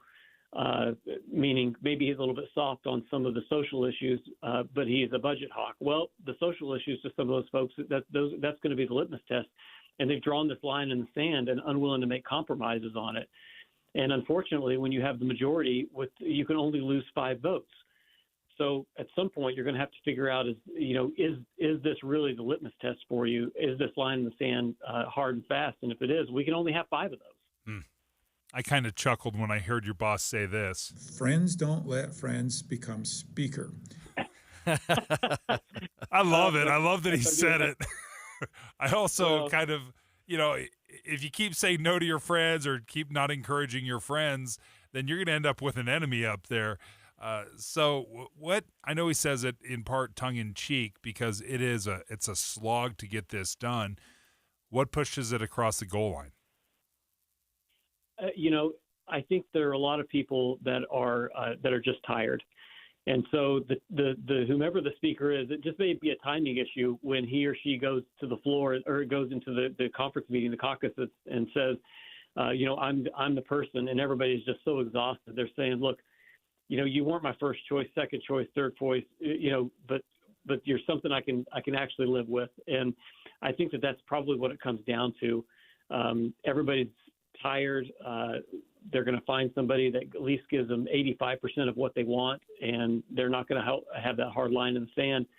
I told my boss, I said, you haven't thrown your name in, and I'm not encouraging you to do it because friends don't let friends become speaker. But at this point, just through attrition, you may end up being the guy. So just be careful. Yeah, I like it. Hey, John Curtis for speaker if Tom Emmer doesn't work out. I like that. Now we're getting somewhere. We're getting somewhere. Corey Something Norman, juicy. Thank you for stepping away from the Capitol Hill trenches for a few moments. Appreciate you keeping us informed.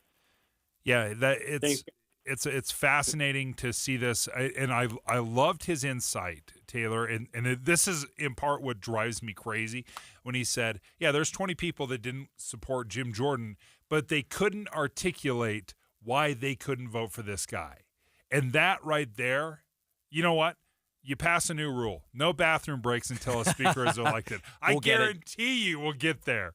Thank you. Corey Norman, Chief of Staff for John Curtis. Thanks for joining us.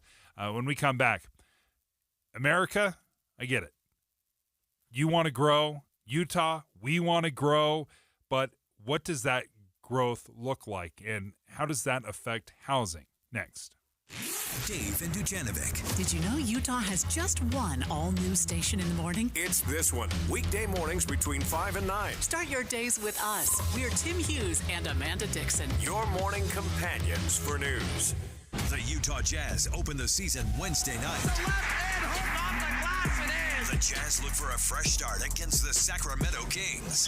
Hear KSL's 1-hour Jazz preseason special tomorrow at 11. And Jeff Kaplan live outside the Delta Center until tip-off. A new Jazz season starts at 7 on KSL News Radio. When it comes to making plans, you are the best.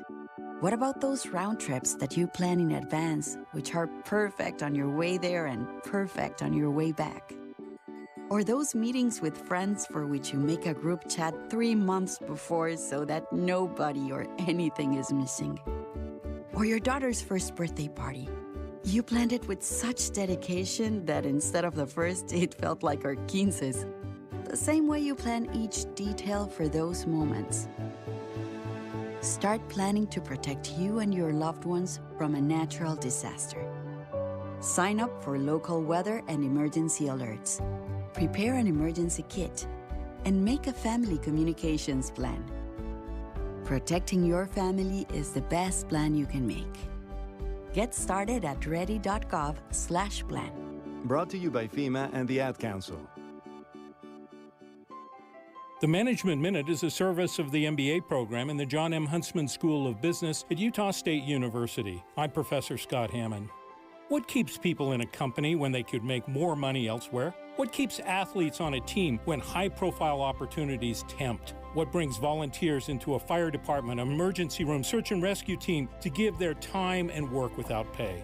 It's the social bond we create when we work with others. The caring work families that we sometimes not always create. They are worth more than money, more than promotions, more than individual recognition. If you have a work environment where people genuinely care about you, where you are emotionally healthy, don't sell it for more stress and sometimes more money. Hold on to it for as long as you can. Learn more about creating a positive work environment with an MBA from Utah State University. Go to utahstatemba.com. That's utahstatemba.com. I'm Scott Hammond. Hope to see you in one of our classes. Any Hour Services can help you make sure your furnace keeps you warm this winter. Whether you need a tune-up, a repair, or a second opinion about replacing it, call Any Hour Services or visit anyhourservices.com. 2 years ago, Americans watched in horror as a crisis unfolded at the Kabul airport. She was tear-gassed and beaten. Images of thousands desperate to escape Taliban oppression filled our news feeds. More than 80,000 Afghans made it to America. But the story didn't end there. It was very cold. There was no power, no heat. Who would help our newest neighbors? I'm Andrea Smartin. In Stranger Becomes Neighbor, you'll hear the stories of some remarkable refugees who left their homes and their dreams behind, only to start over from zero. Their only possession was 3 blankets. And you'll meet Americans who stepped up to help them. You want me to come when you deliver your baby. What can one person do in the face of an international disaster decades in the making? That's Stranger Becomes Neighbor. Find us at kslpodcast.com, follow us on Apple Podcasts, or anywhere else you listen. With the 3 things you need to know this hour, I'm Dan Bomas. First, Utah's Attorney General Sean Reyes joined dozens of other states in a lawsuit against Meta, Facebook's parent company, accusing it of harming teenagers. Second, KSL's hosting a debate with the candidates for mayor of Salt Lake City. That'll be live at 2 o'clock this afternoon. And third, Republicans in the House have chosen Tom Emmer as their candidate for Speaker. Right now, 54 degrees, partly cloudy in Salt Lake City. And back to Dave and Dujanovic on KSL News Radio. Dave and Dujanovic. The governor, Spencer Cox, launched the Guiding Our Growth Survey. And what the Guiding Our Growth Survey does is it talked to a ton of Utahns. I'm trying to remember. Do you remember how many thousands? It was like 18,000. Am I just making 28,000? 28,000 respondents. That is a very large sample size, Dave. It's hilarious because you work on campaigns and when you're doing polling, you're like, ooh, we got 800 people. I know my way around polling, and the key is that you want to have a statistically, scientifically driven universe of respondents that represents the entire group you're talking about. 28,000 respondents, Dave. That's a massive. Good sample size. That really, I think, reflects Utahns well. And they have a couple different angles to this. So they have urban Utah and then rural Utah. And not surprisingly, the development, the growth of Utah in the urban areas is in the priorities there are different than what's in the rural areas. Sure. I was shocked, though, at how aligned rural Utahns and urban Utahns, though, are on some issues. For example, conserving water. While rural Utahns perhaps argue more for the need to provide water for agricultural purposes and ranching, at the same time, 70% of rural voters also agree that we need really strict or really not invasive, but overarching, aggressive, that's a good word, aggressive methods to conserve water. And some of those things that they're thinking of when you hear the aggressive water conservation, it's incentives for landscapers to provide this water-wise landscaping. New developments are going to have these kind of requirements, efficient irrigation practices. So aggressive water conservation, that was a high priority, but really a variety in housing options was the key desire for Utahns. And as I'm looking through some of this housing summary, and again, they kind of divide it up between urban Utah and rural Utah. Well, let's start off with urban Utah. This is what urban Utah wants. They want more housing, greater variety of housing. So when they're saying that, 60% of people want smaller lots. So number one, your third of an acre or quarter of an acre. No, let's slim that down. Now, I don't know how much they're talking. Are they talking about a fifth of an acre, a sixth, or a seventh, eighth? How small are you talking? They're also interested in more townhomes, duplexes, even accessory dwelling units. Now, if you're asking yourself, what in the world is that? What is an ADU? Do you have a good explanation, or should I give this one a swing? I'm going to lean on you on this one, Dave. Yeah. Okay. So an ADU is something that I'm curious about. So it's essentially when you build a little, I don't know, lack of better word, a shed in your backyard, and you let someone live there, right? You build the shed, you throw electricity, plumbing, everything out there, but it's one of these separate from your home buildings where someone can live. Now, there's a lot of cities that have very severe restrictions on the size, how many people can live there, is it zoned properly? There's a lot of headaches right now. Can I Airbnb that out? Yeah, exactly. Constantly? Is it a short-term rental? Can it be a long-term rental? Does it have to be a family member? I think in my area in Kaysville, you can have one of these things, but it has to go to like a family member. Like your mother-in-law living in your she shed in the backyard. Yeah, exactly. Hey, Mom, look what I got you. Or probably more likely 15 by 20. Dave, you living in the shed in the backyard and your mother-in-law taking over in the home, right? Mom gets the top, the top row. So that kind of creativity, I think, is something that has been very popular. They also want to see strip malls, big box stores, parking lots redeveloped into housing. So think of the strip malls in your community. They're huge. They're everywhere. Are you ready to say, you know what, let's just tear them down and build it up? No, I would prefer maybe to put in some green space or some parks. Stop it. You're a green space guy? Well, Dave, I like green, and I would prefer green as opposed to high-density housing. But that's maybe just me selfishly speaking. I do think that, look, if you drive through many parts of the Salt Lake Valley, Midvale, Sandy City, even my hometown Draper, you will see huge big box stores that are now vacant. Yeah. So you have the huge store and you have the huge parking lot. Certainly, it would make sense to turn a lot of that into housing. Yeah, because that generates money for the city. Yes. You put a park in there, and that is just a financial drain on a city. It doesn't pay for itself. They're all free, so you can't really show up and start charging. Hey, you can go on this slide for $1. It's not a carnival.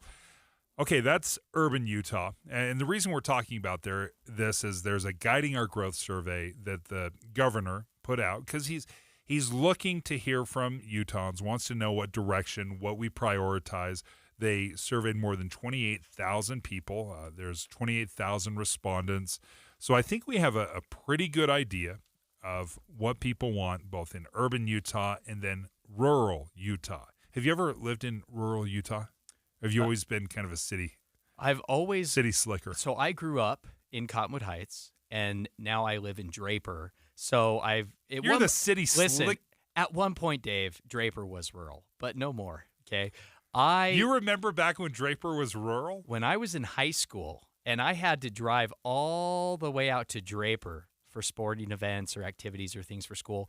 Boy, Dave, there was a lot of farmland out there, but most of it's gone. I wonder what today's Draper is. I wonder, is that like Nephi? Like, how far is it Tremonton? Like, in 20 years, we're going to be like, oh, man, I remember when Tremonton was in the middle of nowhere. Now it's this booming metropolis. Okay, so rural Utah. What does rural Utah want as far as growth, and how do they want to address growth? They want to make sure that we're focusing on existing town centers and Main Street. The growth is building up these town centers, the main streets, instead of just spreading everybody out. Yeah, I think this is so interesting. One specific response from a rural Utahn, and I'm going to quote them. Many of us have lived in Utah for a long time and hate the growth. I choose to live rural so that my kids have more opportunities and don't get lost in the crowds. Low crime rates, knowing our neighbors, walking distance to so many things. I think that is interesting, and that reflects perhaps many rural Utahns. Dave, I would point out that it sounds like this rural Utahn, and like many others, has moved away from urban to rural for specific reasons. Yeah, I think it's a very different lifestyle. Yeah. Quite honestly, when my brother-in-law is from Oakley, so this kind of Oakley, Camas area, where it is this smaller, rural, you know everybody. Yeah. Patsy cut everybody's hair up in Oakley. Everybody went through to Patsy. Everyone knows the Woolston Humes, right? I mean, there are families, there's legacy families, and everybody knows them. And that is appealing. There is a draw, but it is a different lifestyle in rural Utah. The kind of things it's incredible to me. My brother-in-law does everything. You want to talk about DIYer? He's like, I'll move that 220 line.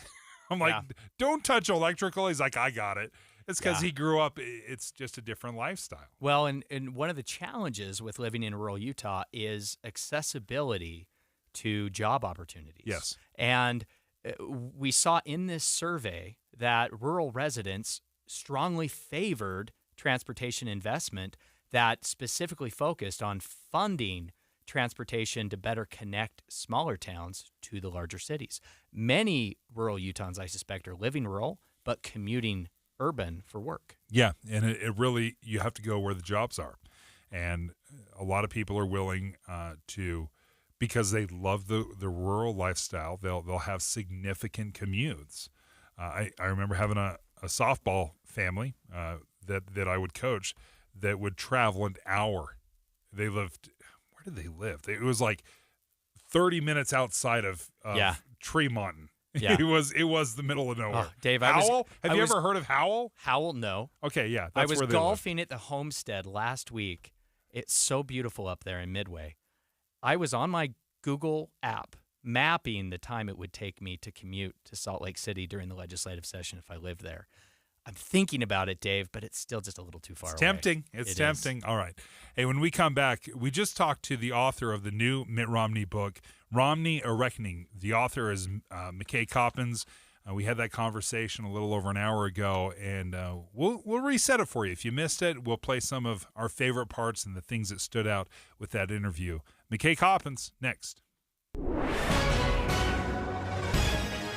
It's 11:31 at KSL News Radio. I'm Dan Bomas. Our top local story this hour, one of Utah's historic buildings. Also, it's one of its most beloved mosques. The Al Rasul Islamic Center in Taylorsville has long served the Shia Muslim community. An executive committee member, Hassan Martinlus, says the center has served many who wanted to learn more about Islam. It is really vital to have this place because time to time, some students come from BYU or UVU or University of Utah, Salt Lake Community College, come and to know about Shia Muslim background. The mosque is working to raise $1 million to renovate the old building. You can learn more on the Al Rasul Islamic Center's website. Utah Highway Patrol has identified the man killed by a falling crane yesterday in Farmington. 42-year-old Darren Bradley is from Gunnison. He was a member of the West Davis Highway crew working at a construction site along I-15 at Glover Lane. Troopers say workers were taking down the crane when it collapsed on him. Our top national story this hour from ABC News. Tom Emmer, a Republican member of Congress from Minnesota who serves as the House Majority Whip, is the candidate now for Speaker of the House. Republicans selected Emmer in a secret ballot behind closed doors. ABC News contributor and Politico reporter Rachel Bade says Emmer may have to try to convince some far-right Republicans to vote yes. He is the majority whip. This is what he does. He's got practice on this, trying to muscle up votes. He also has allies who are very close with Trump who are working for him. People like Andy Biggs and even Matt Gaetz, who ousted Kevin McCarthy or started that movement. They are actually working a lot of the Trump lawmakers who are close with Trump to try to muscle up support for Emmer. So we'll see if he can get there. That's ABC Radio's Rachel Bade. Your money at this moment, the Dow Jones average is up on the day, 141 points, and the NASDAQ is up 60. And our KSL weather, looks like we'll have some rain showing up on Thursday. That's next. KSL News Time, 11:33. We have enough people running around Broadcast House at 4 in the morning to field a football team. Producers, reporters, the traffic team, and us. This is Tim and Amanda. Join us each morning from 5 to 9 on KSL News Radio. Yeah, I'm so stressed. Our business is growing. We've got people all over now. Ooma. What is that? Meditation? I'm recommending the Ooma cloud phone system with auto attendant and more than 50 features. Ooma? Yep. Switching to Ooma is a cinch. Just $24.95 per month per user, plus taxes and fees. Ooma. Now you're feeling it. Find small business calm at ooma.com/radio. That's OOMA.com/radio. You took the first step and quit smoking, but even former smokers may still be at risk for lung cancer. That's why SaveByTheScan.org wants you to know about a new low-dose CT scan that can detect lung cancer early. It takes only 60 seconds and could save your life. You took the first step, now take the next. Visit SaveByTheScan.org for a simple quiz to see if you're eligible and talk to your doctor about screening. SaveByTheScan.org is brought to you by the American Lung Association's Lung Force Initiative and the Ad Council. When you crash your car, you get it fixed. When your computer crashes, you get a new one. But what will you do if you've been saving in a 401k or an IRA and the market crashes? If you're in your 30s or 40s, you'll be just fine. But if you're in or near retirement, you could be in trouble. Mike Stevens and his team at Capital Wealth Advisors are here to help. They can run a risk analysis to see if you're too heavily invested in the market. Don't let the ups and downs of Wall Street control you or your retirement dreams. Call 801-210-5500 today to schedule your risk analysis with Mike Stevens and the team at Capital Wealth Advisors. That's 801-210-5500. Crashes happen. Question is, are you ready? Capital Wealth Advisors, 801-210-5500. Investing involves risk, including the potential loss of principal. Advisory services offered through Capital Wealth Advisors, LLC, a state of Utah registered investment advisor. You trust us for news and information in your car. Now trust us at home. KSL News Radio is your window to the outside world, keeping you informed on the latest breaking news, weather, traffic, sports, and more. Listen on your Amazon Echo or Google Home device. Just say, Alexa, open KSL News Radio, or listen on the KSL News Radio app. Text the word app to 57500. KSL News Radio, Utah's all-day companion for news. Traffic and weather together brought to you by Granite Credit Union's new Dividend Plus checking account. Here's Ricky Meese. Freeway traffic rolling along and looking good. We have had a medical situation in traffic, and it may affect your drive in South Salt Lake, 3900 South at 9th East. Join the Utah Symphony for the greatest classical hits from the 1700s to today. Tickets start at $21. Get yours today at utahsymphony.org. Ricky Meese in the KSL Traffic Center. KSL weather, partly cloudy today with a high of 66. It'll be warmer with south winds tomorrow, and then rain is likely on Thursday with a high in the 50s. And right now, it's 55 degrees, partly cloudy. I'm Dan Bomas, KSL News Radio, 102.7 FM, 1160 AM, and KSLNewsRadio.com, Utah's news, traffic, and weather station.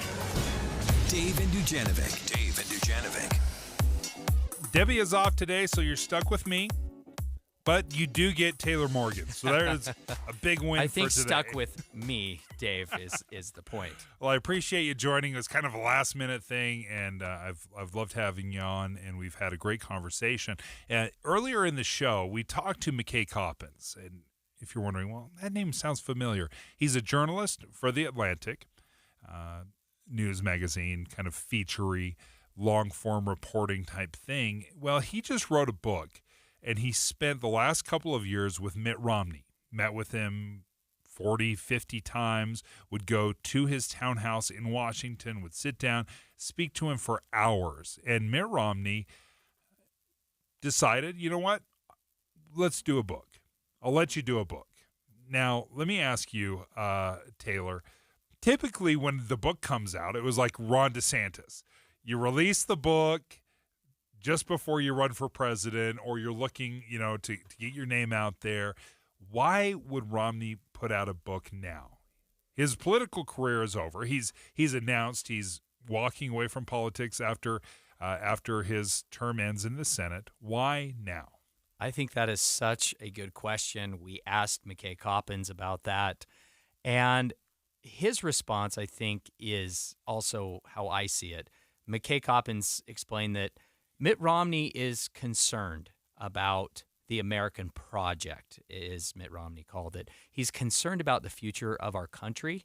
And, Mitt Romney believes, or must believe, that by releasing everything, the good, the bad, kind of the first real look we have had behind the curtain with Mitt Romney's career and his personal thoughts and insights.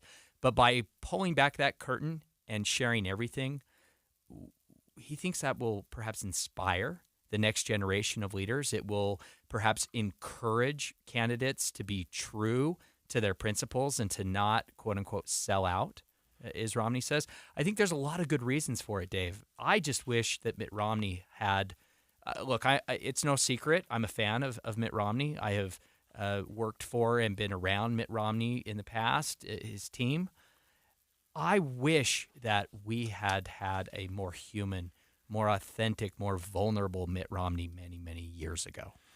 One of the things that he did, and as we were talking to McKay and he was describing the process, one of the things Mitt Romney agreed to do was give him or turn over some of his personal journals. And McKay told us, he's like, I'm not sure he loved that he did that. He probably should have reread through them first. And I love that he did that, though, Dave. He's like, give it to him. I love that. I love that he doesn't have anything. Who turns over the journals? How many politicians would be willing to give a journalist their personal journals without proofing them and going back through them? Yeah. That just says to me a lot about who Mitt Romney is. So some of the things that came out from these journals is his criticism specifically of other Republican leaders. For example, Bobby Jindal. Wasn't he governor of Louisiana? Yes. And then has he served in the Senate or the House? I can't remember. But he was talking about Bobby Jindal, and he says, he's fine, but a bit of a twit. Yeah. First of all, isn't that so Mitt Romney? Like that's your trash talking. Yeah, that's your personal, private, dear diary trash talk. Mitt Romney is too polite to ever say this in public. This is Mitt Romney speaking to his diary. Yeah, speaking to his diary, as mean as he gets. Apparently, the words he uses is twit. He also calls Rick Perry a dimwit. Even George W. found him stupid. He said that in referring to Jeb Bush, he simply said that a Bush won't beat a Clinton. So even his angry name-calling, quote-unquote name-calling, is pretty tame. And you said, it would be nice to see a little, more of the authentic Romney. Well, apparently the authentic Romney is still pretty nice. Okay, this is what McKay Coppins had to say about Romney's name-calling and the reason behind it. He felt that the base of his party tended to gravitate toward figures who weren't as impressive as he wanted them to be, But I will also say some of the comments he made that you referred to, he did make to me in interviews, and his kind of enormous disappointment with many of the leaders of his party. He feels like his party, which used to stand for things like family values and character in public leaders and, spreading democracy around the world and free trade and all these things. This party has basically acquiesced to Donald Trump and Trumpism. And he's had to watch as a lot of people he once respected have lined up behind Trump, even as in private they tell him that they know that he's a bad guy and he's a bad president and he's kind of a menace to the country. As we were talking to McKay Coppins, who's the author of the new Romney book that's coming out, it's the new biography called Romney, A Reckoning. Taylor, I do, when I hear him criticize, and he has been very harsh against certain members of the Republican Party, is some of this his background as a CEO, as a business leader, where he's just very demanding and maybe unfairly demanding? I think Mitt Romney has always had very high expectations of institutions and of leaders. And I think we have even seen that with Mitt Romney from the time that before he was in the U.S. Senate and perhaps since he has been in the U.S. Senate. I think Mitt Romney has been very frustrated by the reality, the political realities of the U.S. Senate. But Mitt Romney, you'll notice that Mitt Romney was never shy about publicly expressing his concerns about former President Donald Trump in public. Again, we know he was the only member of the Senate that voted to impeach Donald Trump, but he never engaged in this kind of low-level personal politics. Yeah, exactly. That's what was so shocking to me, is to see kind of the personal attacks. Again, this was not public. This was stuff that he is writing in his diary. Strangely enough, handed it over to a journalist. Hey, and if anyone wants to follow suit, I'll take all your diaries, by the way. One angle, as when we were talking to McKay, he talked about Romney's reflection on what happened in his political career in the past. And one of the regrets he had, he talked specifically about when he was running for Senate in Massachusetts. Well, one of the earliest ones was right when he entered politics. He talks about how when he ran for Senate in Massachusetts, he was told by his consultants, there is no way you can win in Massachusetts unless you are pro-choice, right?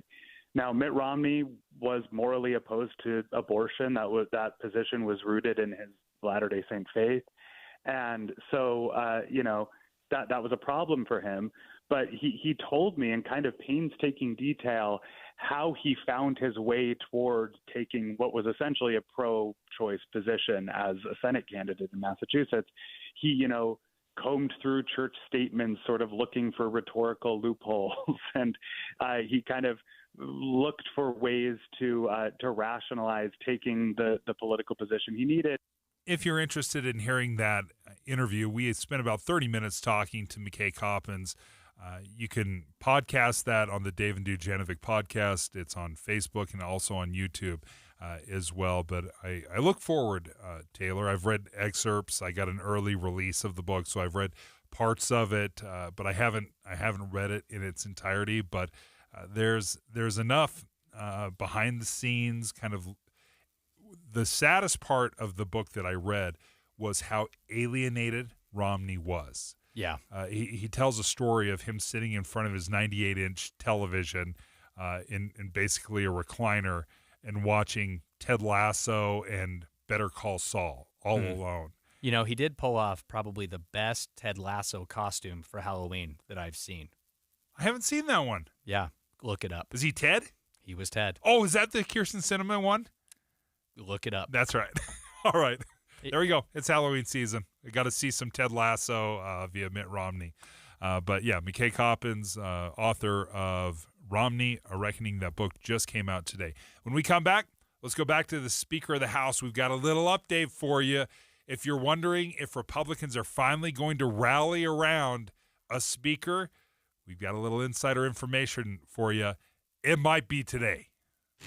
Dave and Dujanovic. Hi, it's Tim Hughes and Amanda Dixon. Why should you start your day with us? We have decades of news experience between us. And we take your trust seriously. Come here for news tomorrow, 5 to 9. On KSL. Did you know 96% of Americans lose an average of $111,000 in Social Security income? And it's because they claim their benefits at the wrong time. Don't lose $111,000 in Social Security income that's rightfully yours. Learn how you could wring every nickel out of your benefits on Retirement Solutions Radio this Saturday afternoon at 3 o'clock, right here on KSL, News Radio 1027. Advertising used to be simple. Your options were radio, TV, newspaper, and let's not forget the yellow pages. Now it seems like a tidal wave of options. Podcast, cable TV, streaming, OTT, CTV, audio networks, smart speakers. On top of that, you need digital marketing for your website along with SEM, SEO, display, video, YouTube, email, and all the social media platforms. Look, you're the expert in your business. Wouldn't it be nice to have an expert to market you?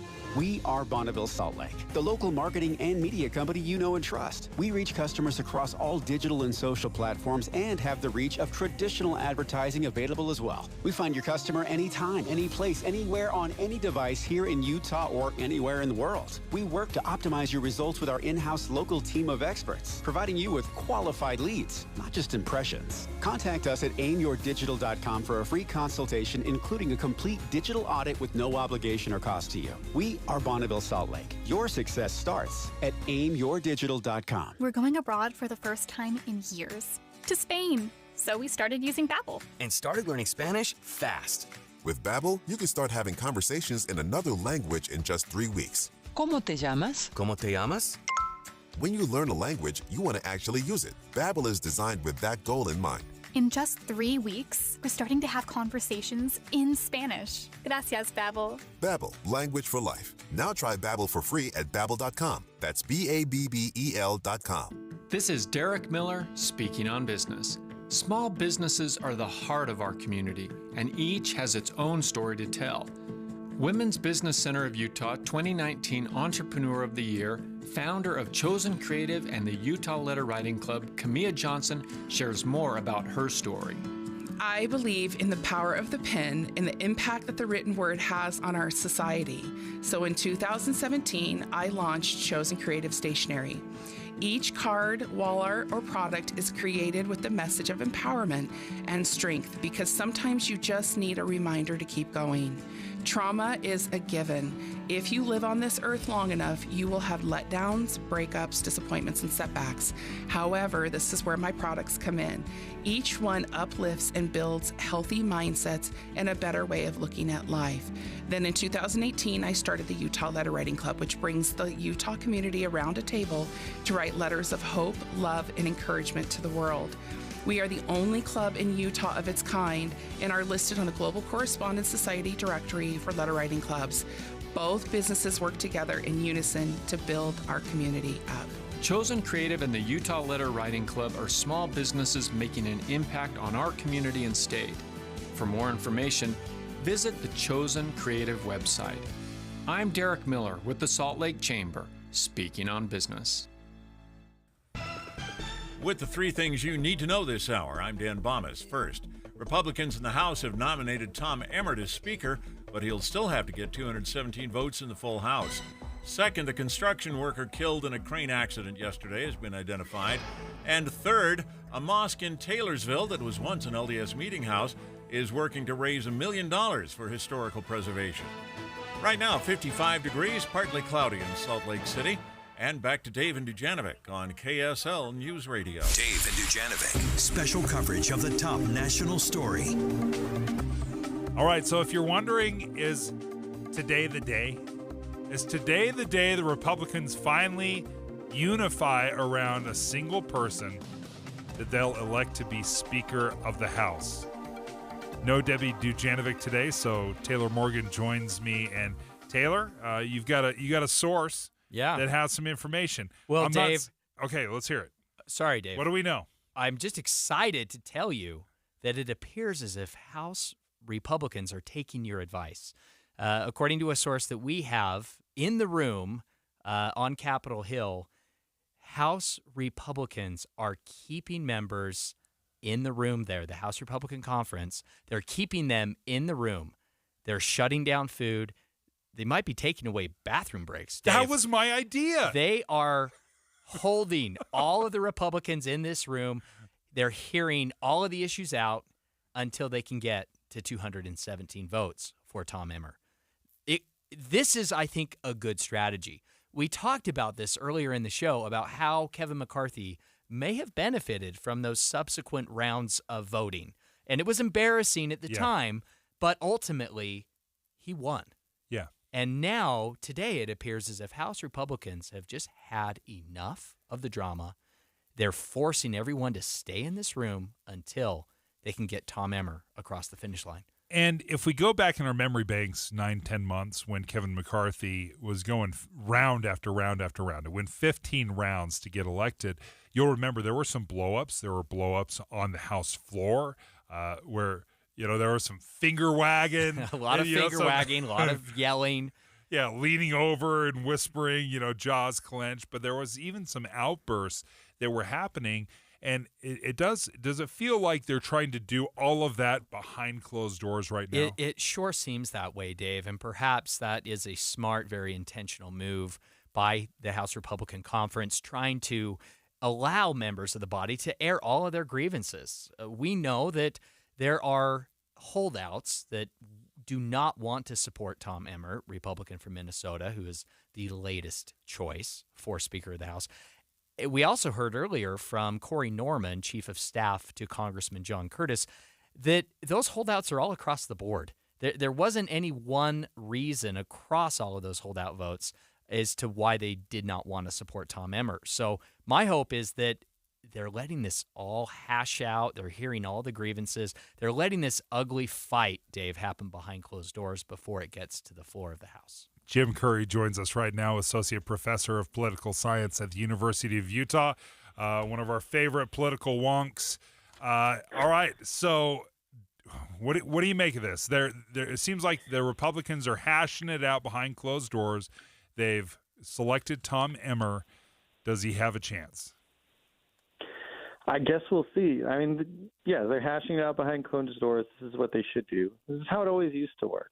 Right? You'd have a vote. They were often very divisive. If you go back way enough in time, you find a case where Newt Gingrich won a leadership race by a single vote in the House Republican Conference. But what's still missing is that there used to be a norm to then you take a vote, you hash it out, you yell at each other. But then the norm was at the end of the day, you respect the vote that happened in conference and you let that person win on the floor. And that norm went away this year. It went away in January. Gone away this month. And what we have to wait and see is, are the supposedly 20 or 25 holdouts who are still not happy about voting for Emmer and expressed a preference for someone else and are now questioning him in conference as they go back and forth, are they willing to, at the end of the day, go back to that norm and go with the leader who won in conference or not? So why didn't Jim Jordan approach it this way? Jim Jordan instead forced this vote to happen on the floor of the House day after day after day, and he was not successful. Mm-hmm. Why now is Tom Emmer and the House Conference employing this strategy and Jim Jordan did not? I think, and I don't want to put words in Jim Jordan's mouth, but it appeared as if he thought what many of us thought, which was that the moderates would not do this, they would cave. Because what we've seen time and again in recent history of the House Republican Conference is that the moderates may not like something, but they also weren't willing to fight fire with fire back against that sort of hardcore, more conservative faction that was willing to fight fire with fire. But what what Jordan miscalculated on was there were a certain number of really establishment senior House Republicans who were not happy that, in their view, Steve Scalise got railroaded, and they were not going to let Jordan bully his way into the speakership. And I think once he approached it that initial way, it was too late to go back. They were not willing to budge.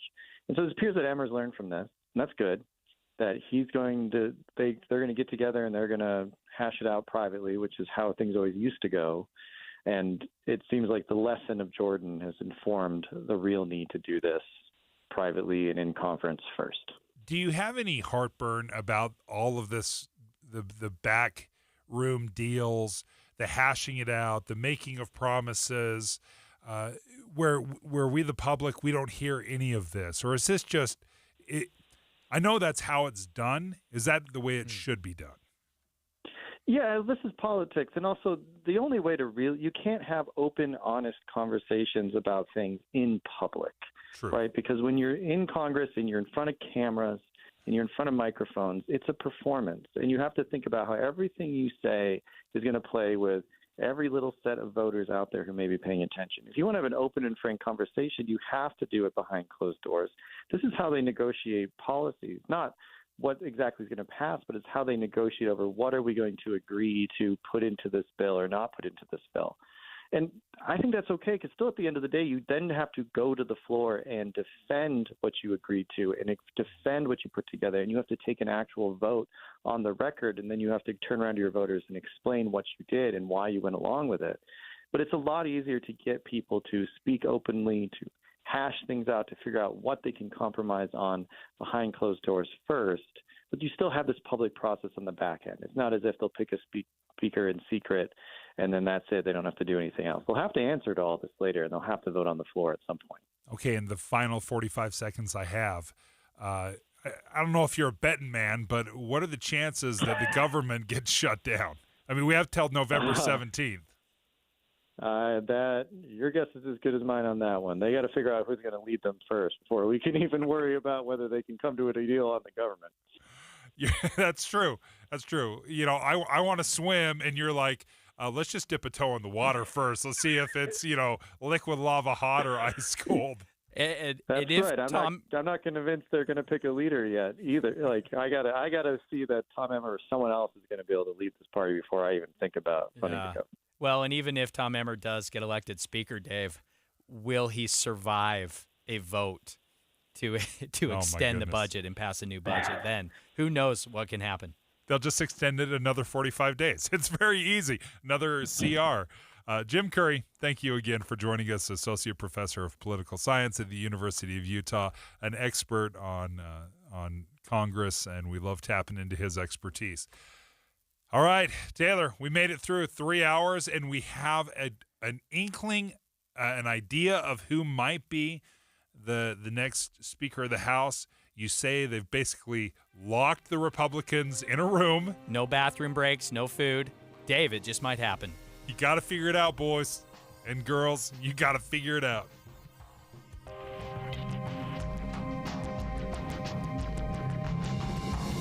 KSL FM Midvale. KSL Salt Lake City. Listen at home on any smart speaker. And in your car at 102.7 FM. This is KSL News Radio. Utah's news, traffic, and weather station.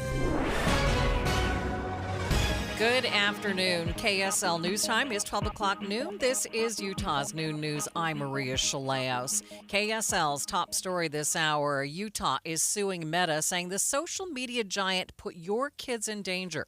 KSL News Radio's Lindsay Ertz has more. The state says the company, formerly known as Facebook, violated the state's consumer practices laws. They allege that Meta trapped children and caused serious mental health issues in youth by creating products that intentionally targeted them with, quote, slot machine-like functions and nonstop alerts. This suit is brought by Utah's Attorney General Sean Reyes with support from Governor Cox. It also says parents were deceived about the safety of their children on Meta's platforms. The motive, they allege, profit. KSL News Radio has reached out to local reps for Meta for a response.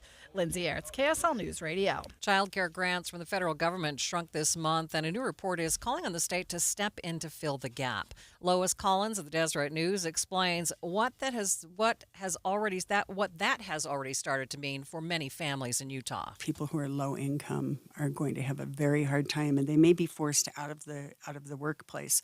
And the bad thing about that is if you're forced out of the workplace, then you can't advance. You're stuck in place. By Voices for Utah Children says while child care is getting pricey, the good news is that federal money made licensed child care go up a third. The report claims Utah's program can keep growing as long as the state funds those grants. A couple from Vernal has been charged with child abuse, accused of starving their 9-year-old son. Couple reportedly tied the child up to keep him away from food. Police say the boy weighed only 37 pounds when they took him to the local hospital.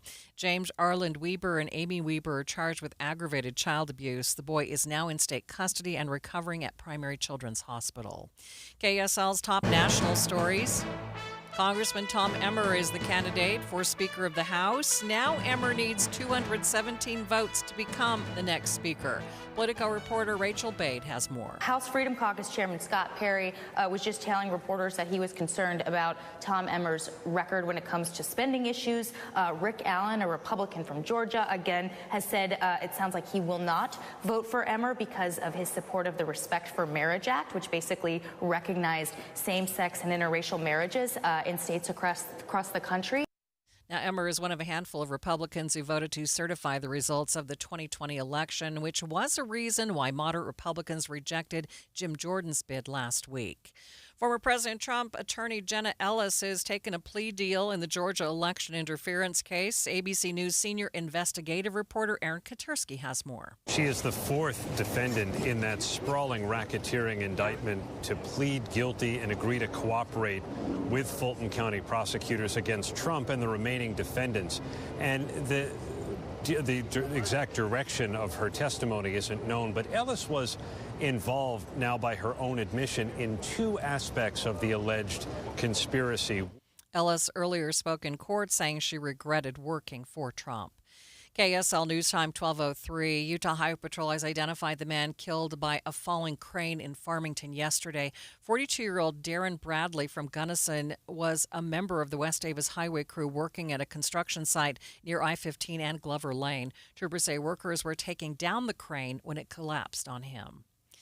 Salt Lake County could go into a hiring freeze after tax revenue didn't hit the mark. KSL News Radio's Kara Hoffelmeyer has more. County Mayor Jenny Wilson recommended stopping any new hires and eliminating currently open full-time positions that haven't been filled for a while in order to combat a tax revenue slowdown. Mayor says tax revenues didn't even grow by 2% this year. And was immediately absorbed with a 10% increase in the cost of health care. Wilson says these measures are to prevent any layoffs. County CFO Darren Casper says there are indications there's not a lot of room for the county economy to grow. So there's choppy waters ahead from the economy standpoint. But these cuts, along with cuts to the travel budget, Wilson anticipates will allow for employees to receive a 2.75% salary increase along with a one-time bonus. Kira Hoffelmeyer, KSL News Radio. The top candidates in the Salt Lake mayor's race will debate this afternoon. KSL TV's Lori Pritchard will be the moderator. You can watch it on our website, kslnewsradio.com at 2 o'clock.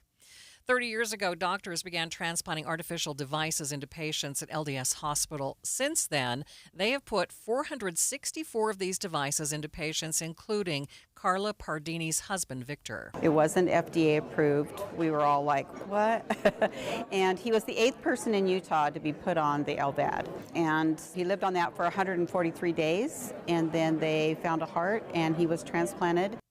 She says Victor lived another 19 and a half years, long enough to walk his daughter down the aisle and see his son married and meet his 5 grandchildren. First look traffic. Good afternoon, Ricky Meese. Good afternoon, Maria. We do have a clearing of an accident in Weber County. This is a crash on southbound Washington Boulevard at 7th Street. It's been moved out of traffic, but still partially blocking a right lane. Ricky Meese in the KSL Traffic Center. KSL News Time, 12:05. Reliability, steadiness, trusted voices. I'll listen to KSL in the morning, and if I happen to be in my car and I'll notice it's close to top of the hour, then I'll go there to hear the news. We have you covered at KSL News Radio. Hey, Derek Overstreet here from the New Millennium Group, financial advisors in Utah. You know, I've been helping people retire in the state of Utah for the last 20 years. The way we do that is we actually find out what is important to you. We create a step-by-step plan that takes into consideration your income, your debt, whether you want money from real estate, stock market, annuities, life insurance, whatever. If you want to deal with professionals, people that are fiduciaries and have a legal responsibility and obligation to do what's in your best interest, give my team a call at 888-999-6370. That's 888-999-6370. Or go to my website, utahsfinancialplanner.com. If you'd like to retire 3 to 5 years before you thought it was possible, give my team a call right now. 888-999-6370. That's 888-999-6370. Fall in love with Five All's Restaurant this autumn. A Salt Lake City original. Cozy atmosphere, perfect for all your special occasions. Now open Wednesdays too. Come dine at Five All's. Thank you for joining us for Utah's Noon News, recapping our top story this hour. Utah is suing Meta, joining more than 40 states who claim that they harmed our kids by making their platforms addictive and constantly alerting them to gain their attention. KSL News Time 12:07.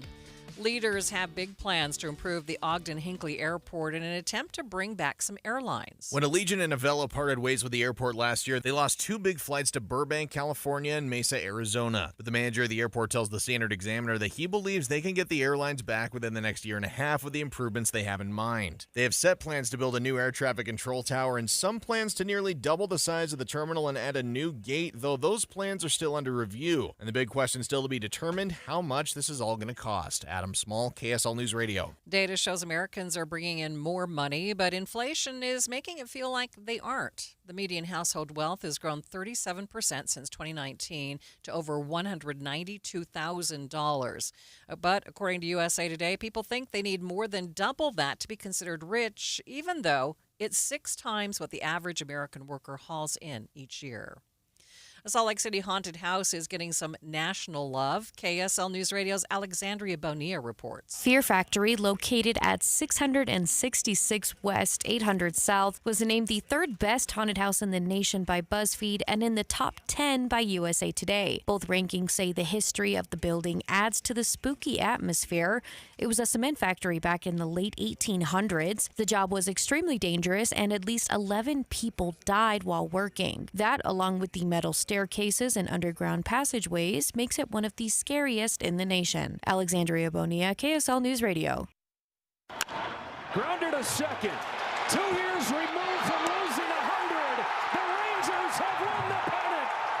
And that's how it sounded on FS1 when the Texas Rangers beat the defending champion Houston Astros to punch their ticket to the World Series for the first time since 2011. The Rangers will face either the Philadelphia Phillies or the Arizona Diamondbacks, depending on who wins a winner-take-all Game 7 in Philly tonight. KSL News Time, 12:09. Traffic and weather together. It's brought to you by Granite Credit Union's new Dividend Plus checking account. What's happening, Ricky? Well, freeway traffic is actually looking good. We do have the clearing of a crash in Weber County. It's almost gone. And this is really, hasn't really been causing a ton of issues, but still something to watch for. Southbound Washington Boulevard at 7th Street. It had been blocking a right lane. They've opened that up now. Valley Freeway traffic in really good shape. And we also had a report of traffic lights malfunctioning on downtown's west side at Gladiola Avenue and California Avenue. With over 30-plus specialties and multiple locations across Utah, Revere has you covered for all your health needs. Revere Health, your partner in health, your partner for life. Online at reverehealth.com. Ricky Meese in the KSL Traffic Center. A storm moves into the Pacific Northwest today. That streams in a couple of clouds for us. 66 the high, not much going on. Overnight lows in the low 50s. For tomorrow, breezy out of the south. Temperatures mild in the low 70s. Partly cloudy. The rain shows up on Thursday. From the KSL Weather Center, I'm Matt Johnson. Right now, most Partly cloudy, 58 degrees in downtown Salt Lake City. Coming up on Utah's Noon News, there's another vote for House Speaker today, but is the end really in sight? We have the latest on KSL, streaming at home on any smart speaker and in your car at 102.7 FM. This is KSL News Radio, Utah's news, traffic, and weather station.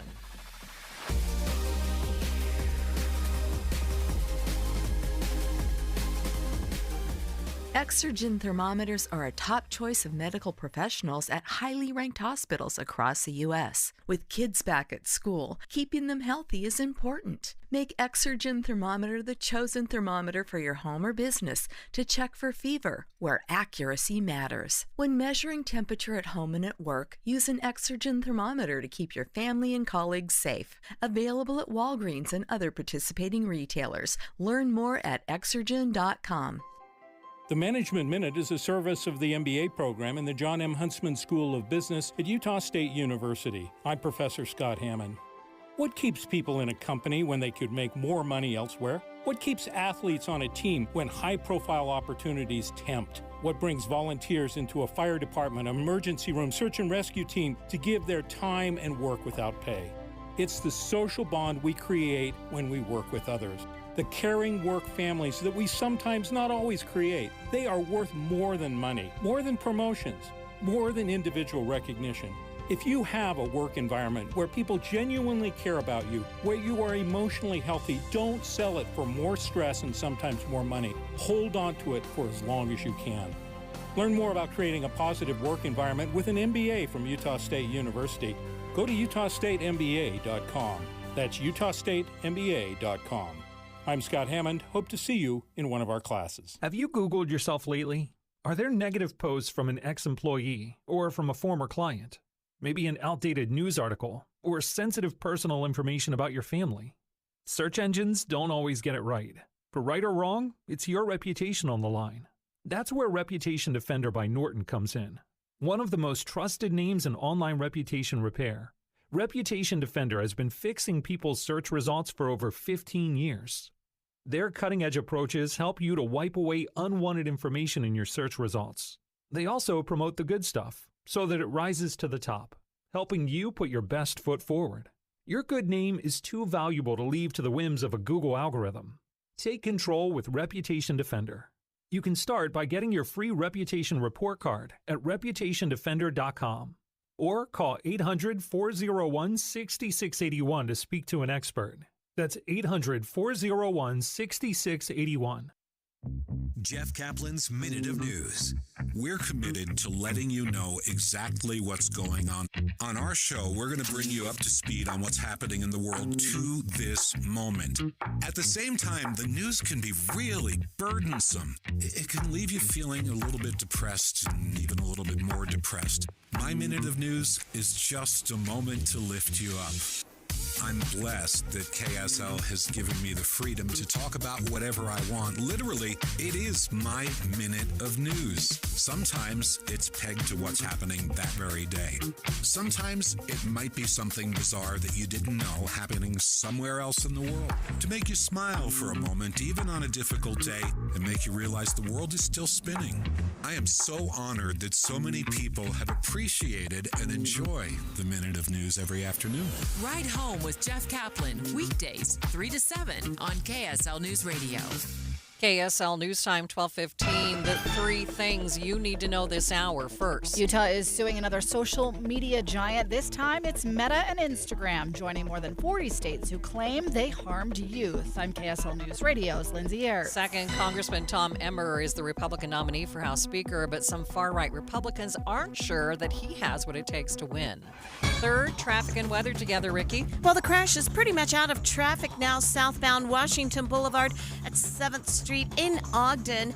It should be completely cleared up in just a few minutes. The good news is anyone traveling the Valley freeways for your lunch hour, you are good to go. Ricky Neese in the KSL Traffic Center. High clouds and some sunshine today. High of 66, even warmer tomorrow.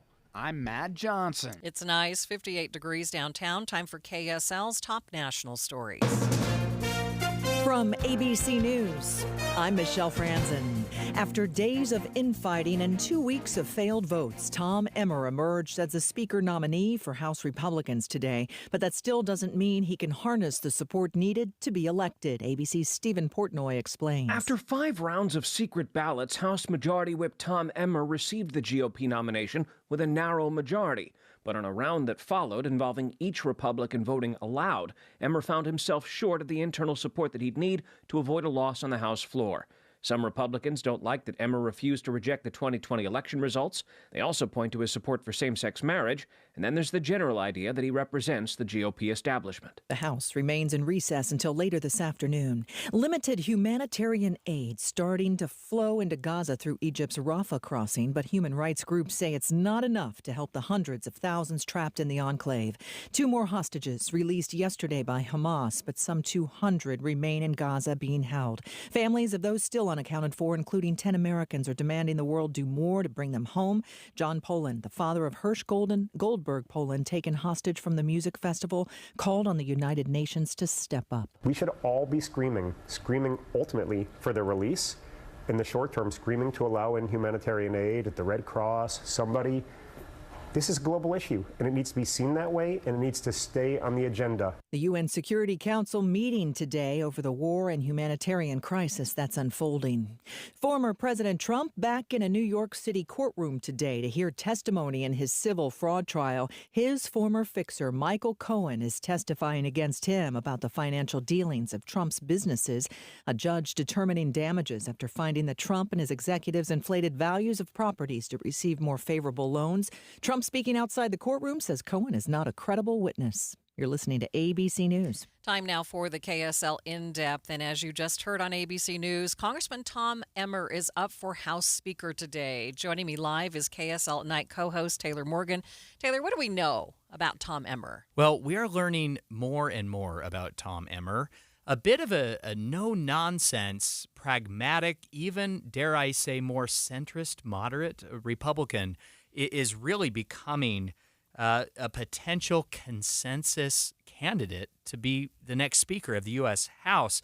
Maria, Emmer was a collegiate hockey player, of course. He's a Republican from Minnesota, no surprise there. But he also was chair of the NRCC, the National Republican Campaign Committee, that helped get this majority in the U.S. House for the Republicans.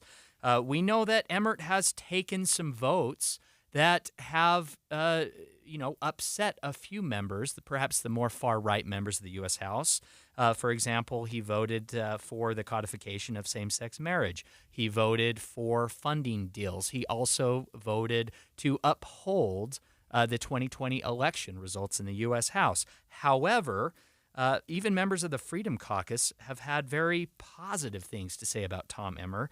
They have praised him throughout this year for being an honest broker. Very interesting here, Maria. We had earlier on the David Dujanovic show, we had on Corey Norman, Chief of Staff to Congressman John Curtis. I was filling in today for Debbie Dujanovic.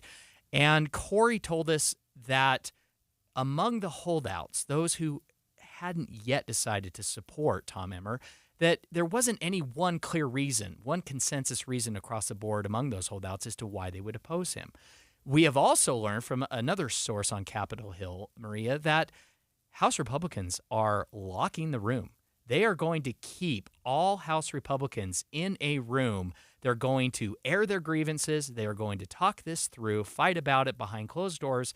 They're going to withhold food, bathroom breaks, perhaps, until Tom Emmert can get 217 Republican votes so that he can then take that vote to the floor and become the next Speaker of the U.S. House. Sounds like they're tired of playing games, or they're tired of the embarrassment and just want to make sure this gets done. I think that's a big part of it, Maria. Today, in fact, marks exactly 3 weeks from when then Speaker Kevin McCarthy was ousted by 8 members of the House Freedom Caucus.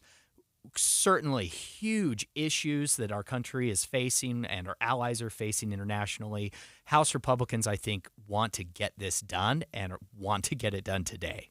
I think, what's your prediction? Oh, if you had asked me this morning, Maria, I would have been very skeptical. I would have bet against Tom Emmer winning the speakership today.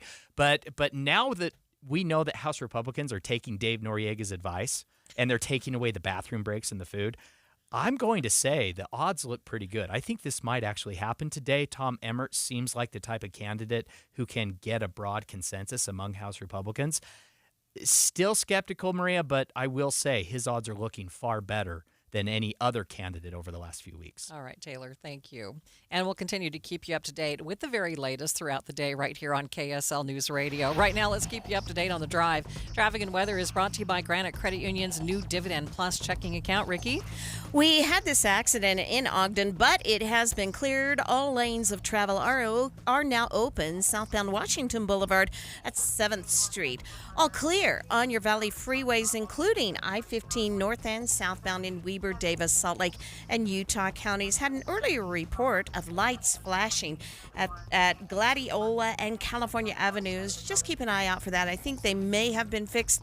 Not seeing any backups in the area. Visit the new R5 Homes Flex ADU house offering stylish living with an independent yet connectable basement for rent or housing parents and children. Tour R5 Home to get $1,000 rewards purchase or referral. Ricky Meese in the KSL Traffic Center. KSL 7-day forecast, 66 today with mostly sunny skies, up to 73 tomorrow. You can thank the south winds out ahead of a storm. That'll make things mild for your Wednesday. 53 with a cold front on Thursday, expect rain. 54 mostly cloudy, slight chance for a shower on Friday. Saturday, we're back at it with showers. 48 is all we get for a high. Mid-40s Sunday and Monday, but dry skies. From the KSL Weather Center, I'm Matt Johnson. Not gonna lie, such a beautiful day. I'd love to do a show outside today. Sunny, 58 degrees in downtown Salt Lake City. 7-day forecast is brought to you by Performance Automotive Bountiful. And a quick check of the markets. It looks like they're making a comeback with the Dow right now up more than 160 points. A complete update of your money news coming up next.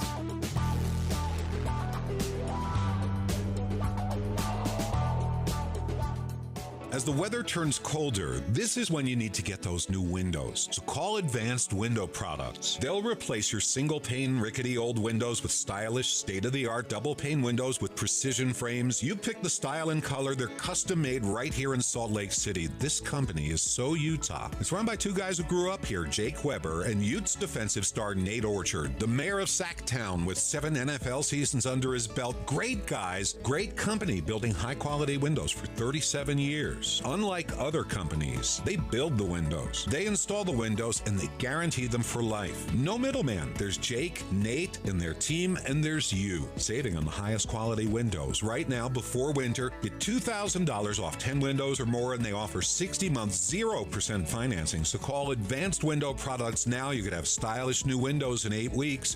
801-850-9100. 801-850-9100 or visit AdvancedWindowsUSA.com. Made to Shine. Real stories from Shane Company customers. We met later in life. I liked his dimples. Both of our spouses had passed away, and we never expected to remarry. That's the funny thing about love. It has its own agenda. I wanted to get her a ring that celebrated our future, but didn't ignore our past. I just wanted a party. Shane Company helped me create the perfect ring, the center stone for us and the 2 side stones for our past loves. Capture your love story with a unique engagement ring. Shane Company, fine jewelry since 1929. When you crash your car, you get it fixed. When your computer crashes, you get a new one. But what will you do if you've been saving in a 401k or an IRA and the market crashes? If you're in your 30s or 40s, you'll be just fine. But if you're in or near retirement, you could be in trouble. Mike Stevens and his team at Capital Wealth Advisors are here to help.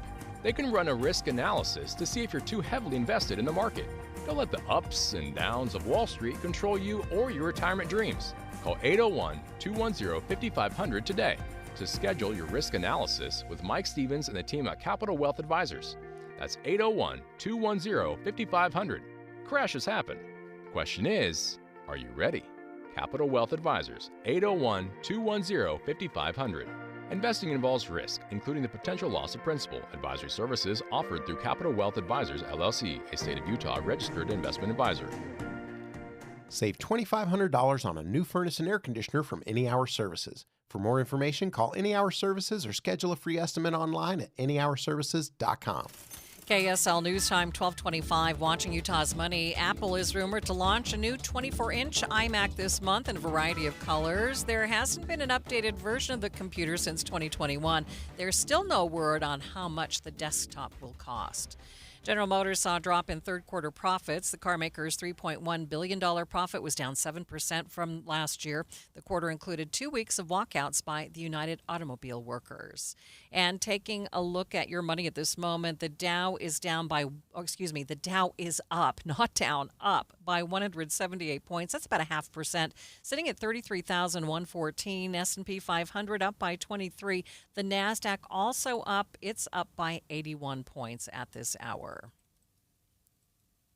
A 43-foot-tall golden spike arrived in Utah last night. The 8,000-pound replica of the famous golden spike arrived Monday by truck to an enthusiastic crowd. A big golden spike was unveiled earlier this month during a ceremony in Kentucky. It will be displayed through today for school children touring the Utah Capitol. Then will be put in storage for winter. Eventually, it will continue on tour through communities by the railroad line west of Utah in the spring before it's installed in its permanent home up in Brigham City by June 2024. Mark Jackson, KSL News Radio. It's football season, NBA basketball season, and a season of important and sensitive stories. Elections at home, war abroad. So depend on Tim and Amanda for the latest breaking news from 5 to 9. Get analysis and discussion with David Dujanovic and Boyd Matheson. And updated news and traffic as you drive home with Jeff Kaplan. In this season, rely on KSL for certainty. We have you covered at KSL News Radio. As I look at my path to the NFL, I wouldn't have been able to do it by myself. Having a supporting cast for me made all the difference, both on and off the field. And the thing I realized this last year was having that supporting cast made my dreams and my goals a reality. I prepare as best as I can for every situation on the football field. You know, that same mindset applies to me as a husband, as a dad. And being a new father with an 8-month-old child, I've realized that, you know, I now have a responsibility to my son and to my wife, just like I do my teammates. I spend all my time being a quarterback, and I need to find people that I can trust and rely upon. Deseret First Credit Union, they are those people that are spending all that time to help me manage and take care of my family. My name is Taysom Hill, and my why is faith, family, and football. KSL News Time, 1229. Traffic and weather together. It's brought to you by Granite Credit Union's new Dividend Plus checking account. Here's Ricky Meese. Speeds are good on I-15, except for one little spot in Salt Lake County. That's on the northbound side, passing 2100 south.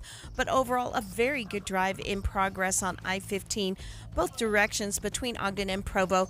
All clear on the rest of your Salt Lake County freeways. We have had a little bit of busy traffic on 1300 East going southbound. And this is from, I'm going to say, about 1700 south to 2100 south. But overall, kind of quiet on your noontime drive. Join the Utah Symphony for the greatest classical hits from the 1700s to today. Tickets start at $21. Get yours today at utahsymphony.org. Ricky Meese in the KSL Traffic Center. A couple of clouds stream in ahead of our storm. For today, 66 mostly sunny. Overnight lows in the low 50s. And for tomorrow, breezy out of the south, bumping temperatures into the low 70s with partly cloudy skies. From the KSL Weather Center, I'm Matt Johnson. Few of the temperatures around the area. Park City at 47, Logan at 55. Here in Salt Lake City, 58 degrees. The warm spot, St. George at 66. You're listening to Utah's New News with Maria Chaleos on KSL News Radio, 102.7 FM and 1160 AM. Good afternoon. KSL News Time, 1230. KSL's top story this hour. Salt Lake City's mayoral candidates will take the stage to date today at a debate starting at 2. KSL News Radio's Lindsay Ertz has a preview. Mayor Erin Mendenhall defending herself against Rocky Anderson and Michael Valentine in a debate just last night on things like homelessness and housing. On homelessness, Anderson and Valentine both trying to hit Mendenhall on being too involved with removing homeless camps and not doing enough to care for the homeless. She fought back, saying it's the state who requires homeless camp abatements. On housing, Mendenhall supports taking public money and fusing it into existing developments, while Anderson has said that lines developers' pockets. He wants public money to control the development so the city can set rents and rates. Lindsay Ertz, KSL News Radio. KSL's top national stories. The Biden administration continues to defend Israel's right to defend itself. During today's White House press briefing, National Security Coordinator John Kirby said it's not a good idea to end the strikes. We're going to continue to try to get that humanitarian assistance in. We're going to continue to try to get hostages and people out of Gaza appropriately. And as I think you've heard us say, a ceasefire right now really only benefits Hamas. Earlier today, Secretary of State Antony Blinken defended Israel's military actions, but also called for humanitarian aid to protect those in Gaza. The Senate is pushing for a $106 billion aid package to Ukraine and Israel, but Senator Mike Lee wants to split the deal. KSL News Radio's Peter Johnston has more. The reason behind this is that Lee has pushed against sending more weapons and aid to Ukraine in the fight against Russia, but he clearly supports sending similar aid to Israel. Lee posted on X, formerly known as Twitter, that the Israel aid should not be held hostage by what he calls controversial money for Ukraine. If Senate leaders and President Joe Biden get their way, $60 billion will head to Ukraine, and $40 billion more will go to Israel, Taiwan, and America's southern border. Senator Lee posted on X last Friday that President Biden's push for humanitarian aid in Gaza is the same as resupplying Hamas. House Speaker nominee Tom Emmer is facing some barriers getting the support needed to win the gavel. When asked in an open roll call if they would vote for Emmer, 26 Republicans said no. Kevin McCarthy, who was ousted as Speaker earlier this month, said that Emmer is trying to get the support he needs by fielding member questions. McCarthy says he's cautiously optimistic about where the discussions will go. A Pioneer-era church building turned mosque is getting some much-needed repair. The Al Rasul Islamic Center says after getting a recent grant, they are hoping to raise funds to repair the old building's foundation. Executive committee member Hassan Marandalu says it'll take hundreds of thousands of dollars to refurbish the beloved mosque. We are trying to raise $400,000 right now in order to so National Fund for Sacred Places match that fund about $250,000. Mardanlu says the center also needs to raise up to $1 million to repair the foundation and the party hall and educational center interior. Factory-built homes are rising in popularity as people try to find affordable housing. KSL News Radio's Alessandra Harris reports. The national housing shortage is somewhere between 3 and 5 million homes, according to Ivory Innovations. Last week during a press conference, Governor Spencer Cox said finding affordable housing is an issue that Utahns are specifically struggling with. Because if you can't afford a house here, you're not going to be able to live here 10 years from now. That shortage is a reason why companies like Zenny Home and Stack Homes are using indoor factories and assembly lines to build single resident or single family homes. By building in factories, those homes can be built in a fraction of the time and cost of on-site construction projects. Factory-built homes are growing more popular across the Mountain West region and may be the next step in solving Utah's housing shortage issues. Alessandra Harris, KSL News Radio.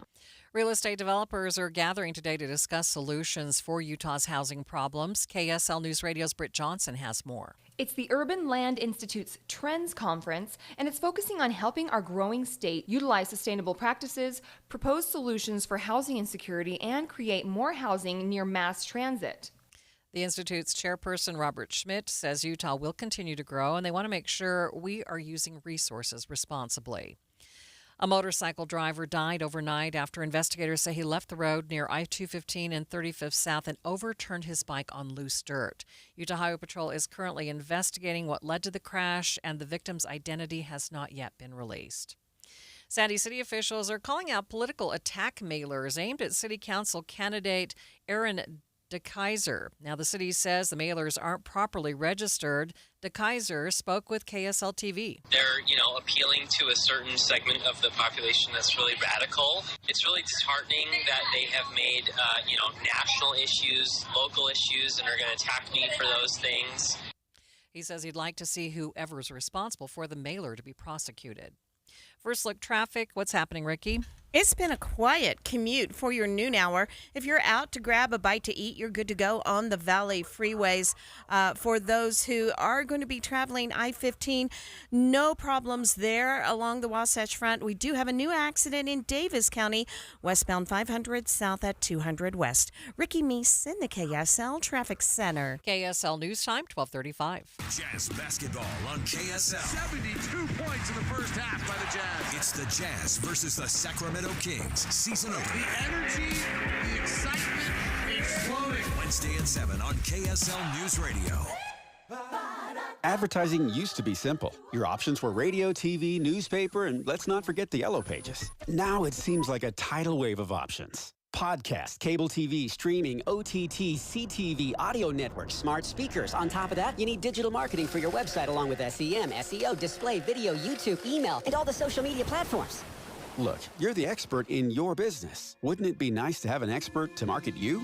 We are Bonneville Salt Lake, the local marketing and media company you know and trust. We reach customers across all digital and social platforms and have the reach of traditional advertising available as well. We find your customer anytime, any place, anywhere on any device here in Utah or anywhere in the world. We work to optimize your results with our in-house local team of experts, providing you with qualified leads, not just impressions. Contact us at aimyourdigital.com for a free consultation, including a complete digital audit with no obligation or cost to you. We are Bonneville Salt Lake. Your success starts at aimyourdigital.com.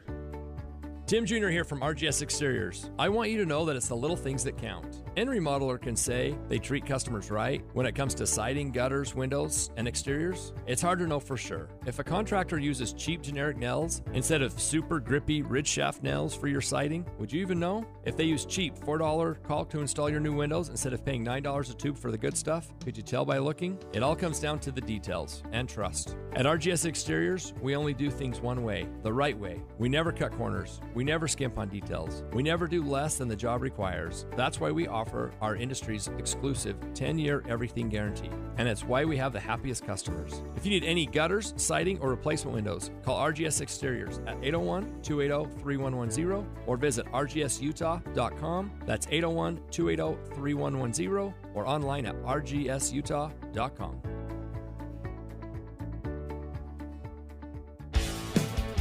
Thank you for joining us for Utah's Noon News, recapping our top story this hour. The top candidates in the Salt Lake's mayor's race will debate this afternoon.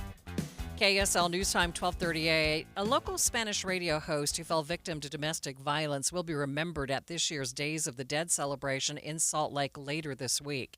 KSL News Radio's Eric Cabrera has more. Gabriela Castilla, known on air locally as Gabby Ramos, will be honored with a traditional Mexican altar at this year's Day of the Dead celebration at Centro Cívico Mexicano.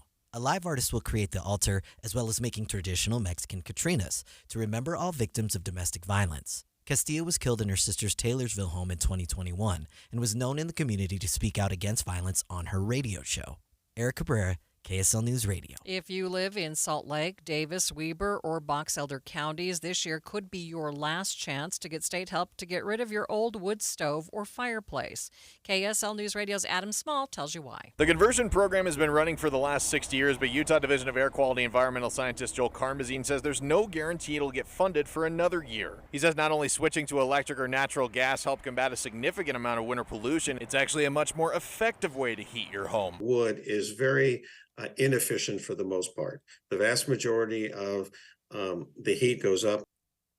The deadline to apply is next Tuesday, the 31st. You can find the link on our website at kslnewsradio.com.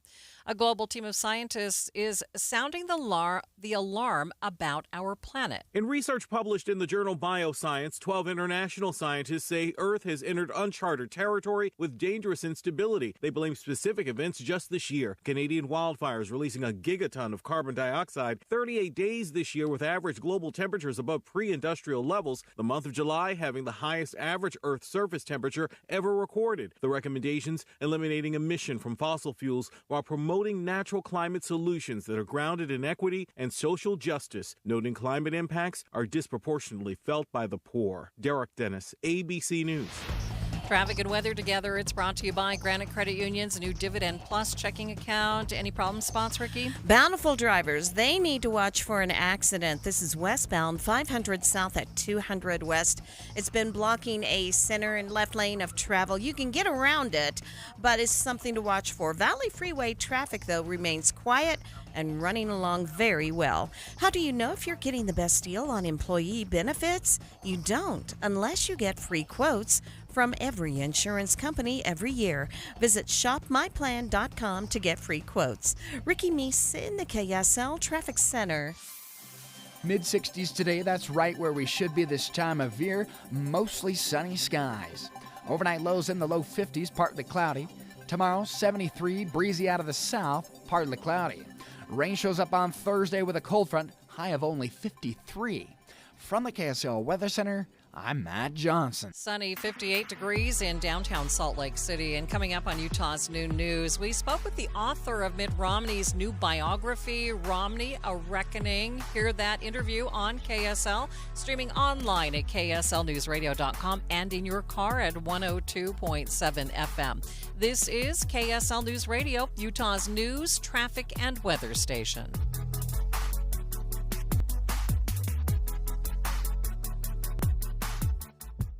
This is Todd Frayton's heart. He's begun his wellness journey.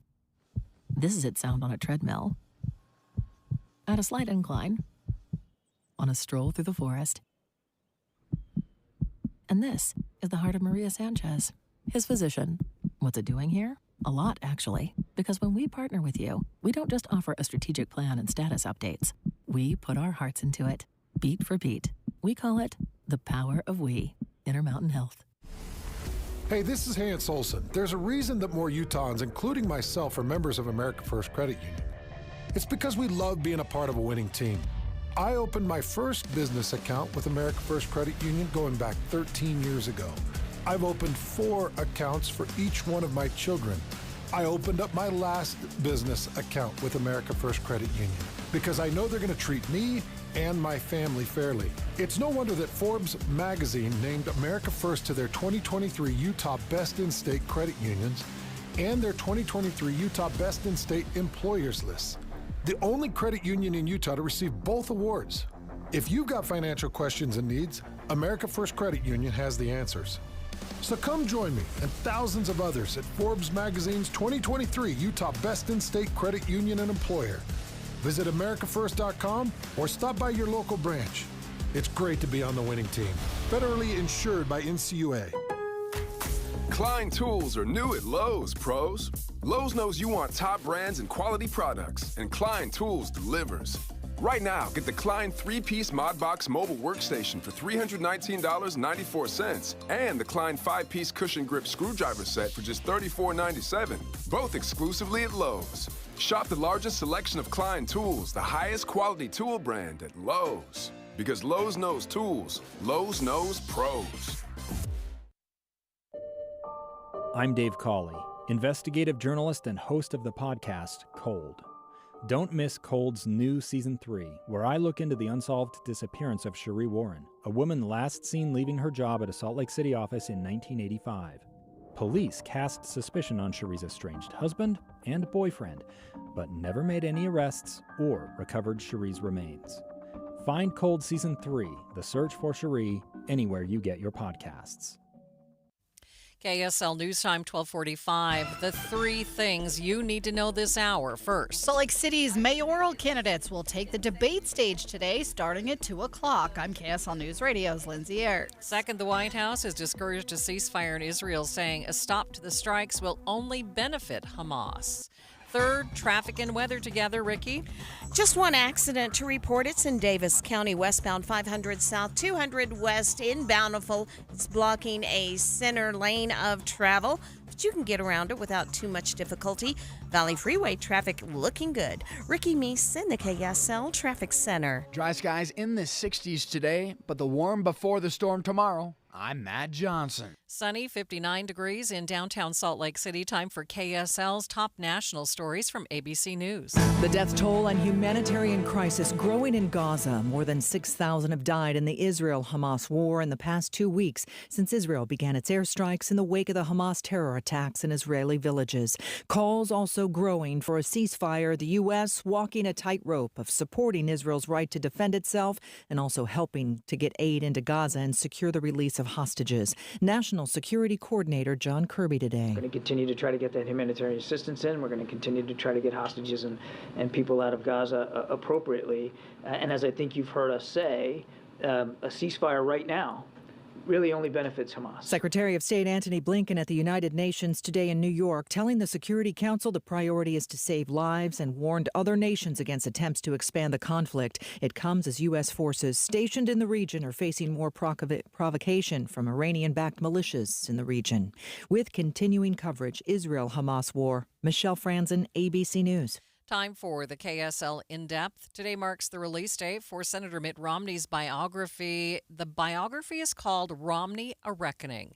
The biography's author, McKay Coppins, joined Dave and Dujanovic this morning to talk about the book's purpose. I started talking to him about doing this book in early 2021.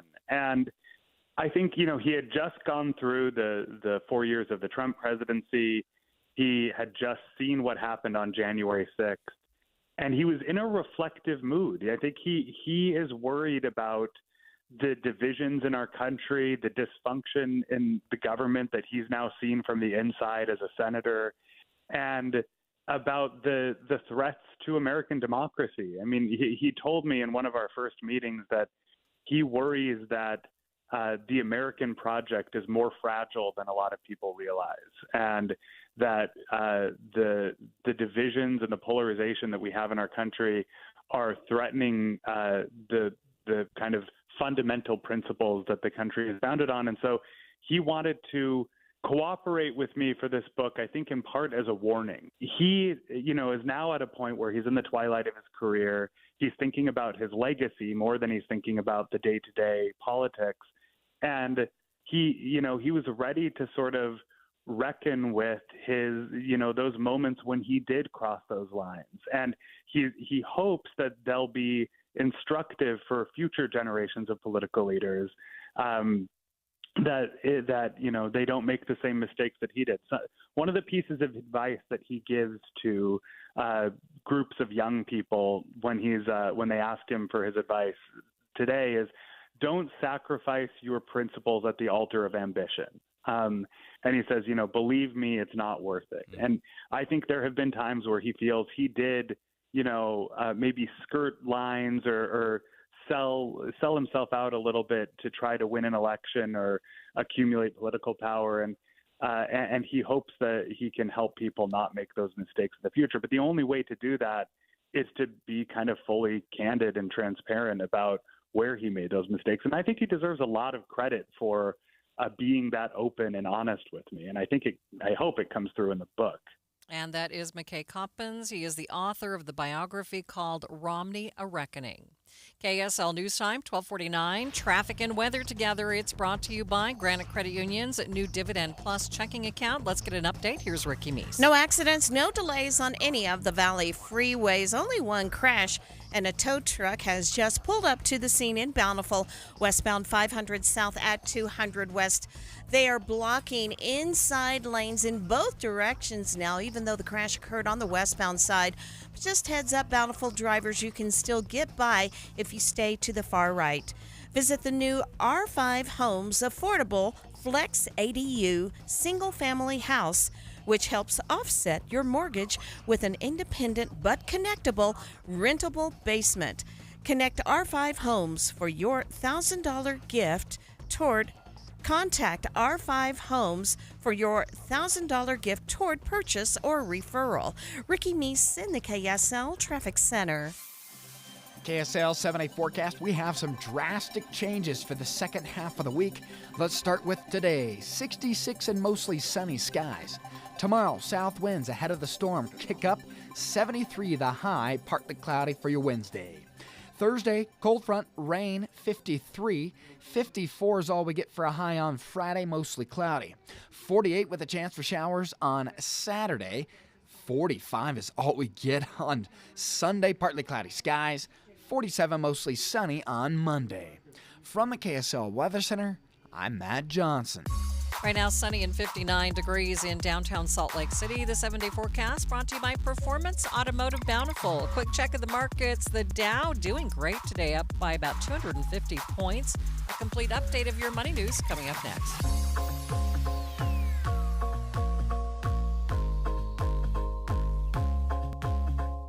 Embrace the majesty of the great outdoors and celebrate Bryce Canyon National Park's 100th birthday at Ruby's Inn. Skip the long lines and expensive hotel rooms and escape to the American West. Ride, hike, bike, and play among the towering hoodoos right in Ruby's backyard. Embrace your inner cowboy and take a guided horseback tour across the rim of Bryce Canyon. And no trip to Ruby's Inn is complete without dinner and a show at Ebenezer's Barn and Grill. After a long day of adventure, spend your nights in a cozy hotel room or camp out in a rustic campground. With affordable and varied lodging options, any family will feel right at home at Ruby's Inn. For some extra savings, be sure to take advantage of the hot deals running throughout the year. This year, treat your family to the adventure of a lifetime. Book your trip today at ruby'sinn.com. That's ruby'sinn.com. This is the lunch rush at your local deli. Orders are flying in. Online, on the phone, and in person. Order for Nick. So is it possible that fast internet could help your business outrun the rush? It is with Comcast Business. Up-leveling your speed with gig speed Wi-Fi, powering all your devices, and fast downloads and uploads, powered by the next generation 10G network. With Comcast Business, next-level speed isn't just possible, it's happening. Comcast Business, powering possibilities. Get started with fast speeds and advanced security for $59.99 a month for 12 months with a 2-year agreement. Plus, ask how to get an $800 prepaid card with a qualifying internet bundle. Call or go online to learn more. Ends 11/12/2023. Restrictions apply. Requires paperless billing and automatic payments. New 50 megabits per second internet and security edge customers only. Equipment, taxes, and fees extra. After 12 months, regular rates apply. Gig Wi-Fi requires gig internet and compatible router. Advanced Window Products. Factory direct affordable windows. Call today and they're on their way. Financing available. Save now, pay later. 801-850-9100 or advancedwindowsusa.com. Matthew. Huh? Oh, sorry. It's okay. I just need you to listen to me. I know that a lot of times, Mom, it might not seem like I'm listening to you, but I am. I hear you. And what you say really does matter to me. I mean, let's be honest. No kid likes rules, but I get why we have them. I hear you, and I know it's because you care. All the talks we've had over the years, including what you've told me about not using alcohol and other drugs, they stick with me.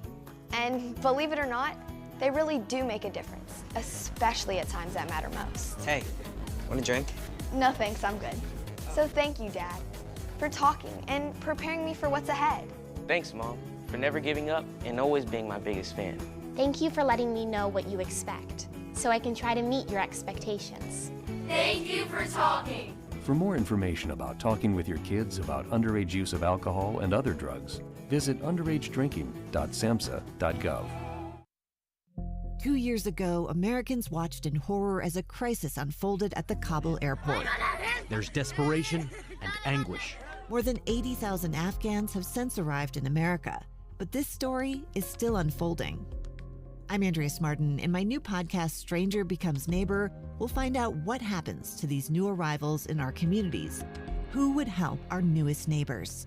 Follow us at kslpodcast.com, Apple Podcasts, or anywhere else you listen. KSL News Time 12:54. This year's Thanksgiving feast is likely to cost more than last year, but ABC's Jim Ryan says not by much. Ham prices are about 7% higher than a year ago. Potatoes are up by 2.7%. But the Thanksgiving turkey will be around 22% less expensive. Avian flu in 2022 wiped out 60 million birds. This year, says consumer specialist Phil Limpert. So far, it's only hit about 180,000 birds. So turkey is going to be less expensive this year than in previous years. But you still have to get through Halloween. And growing conditions in regions that produce the cacao bean have been terrible, sending chocolate prices dramatically higher. Jim Ryan, ABC News.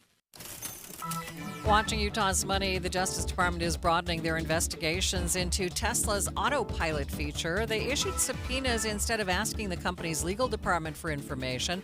Legal experts say this hints at an investigation into CEO Elon Musk as well. The Justice Department... In other news we are following, the U.S. Environmental Protection Agency is trying to ban a chemical that causes cancer. TCE, or trichloroethylene, is used in car brake cleaner, furniture cleaning products, and arts and crafts spray coating. Now, the department found it causes liver, kidney, and lung cancer. Taking a look at your money at this moment, the Dow is up by 249 points, sitting at 33,185. S&P 500 up by 31. The NASDAQ up by 106 points. A growing number of school districts are canceling Halloween celebrations. ABC's Rhiannon Alley has more. In the past, I have had children who have shared with me how sad they were because they are not allowed to participate in Halloween. The principal of this elementary school in New Jersey says in one recent year, up to 90 kids were unable to participate in Halloween. So the school did away with it. And now the entire district is moving away from the spooky holiday, opting to hold more inclusive fall festivals instead. Schools in Massachusetts and Michigan have also moved away from Halloween celebrations. But earlier this month, a district in Washington state reversed a decision to cancel its Halloween events after an outcry from parents. An update of your noontime drive coming up next. KSL News Time, 12:56. Well, when it comes to soda weight loss, you've heard me talk about this before. It just works. The results don't lie. It's my favorite part of this. No one has ever asked me, does it work? Because it works. And the results don't lie. I lost 37 pounds in just 90 days. I'm almost 2 years into my program now, and I'm still there, 37 pounds down. I feel great because it's based on science.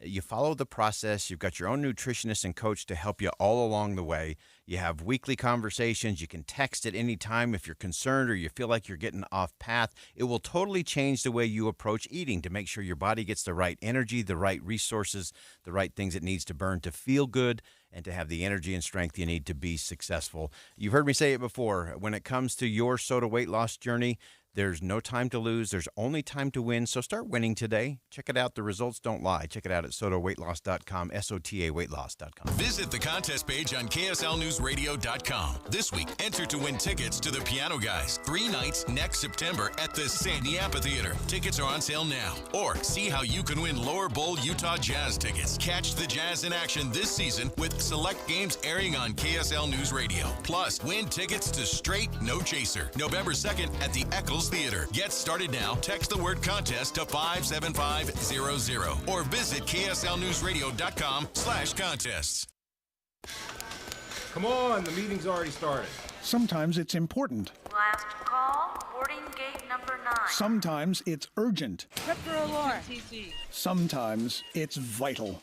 Hospital treatment within 1 hour of a stroke can prevent lifelong disability. If you notice someone experiencing sudden weakness on one side or having a problem speaking, walking, or seeing, call 911 fast. Stroke. Know the signs. Act in time.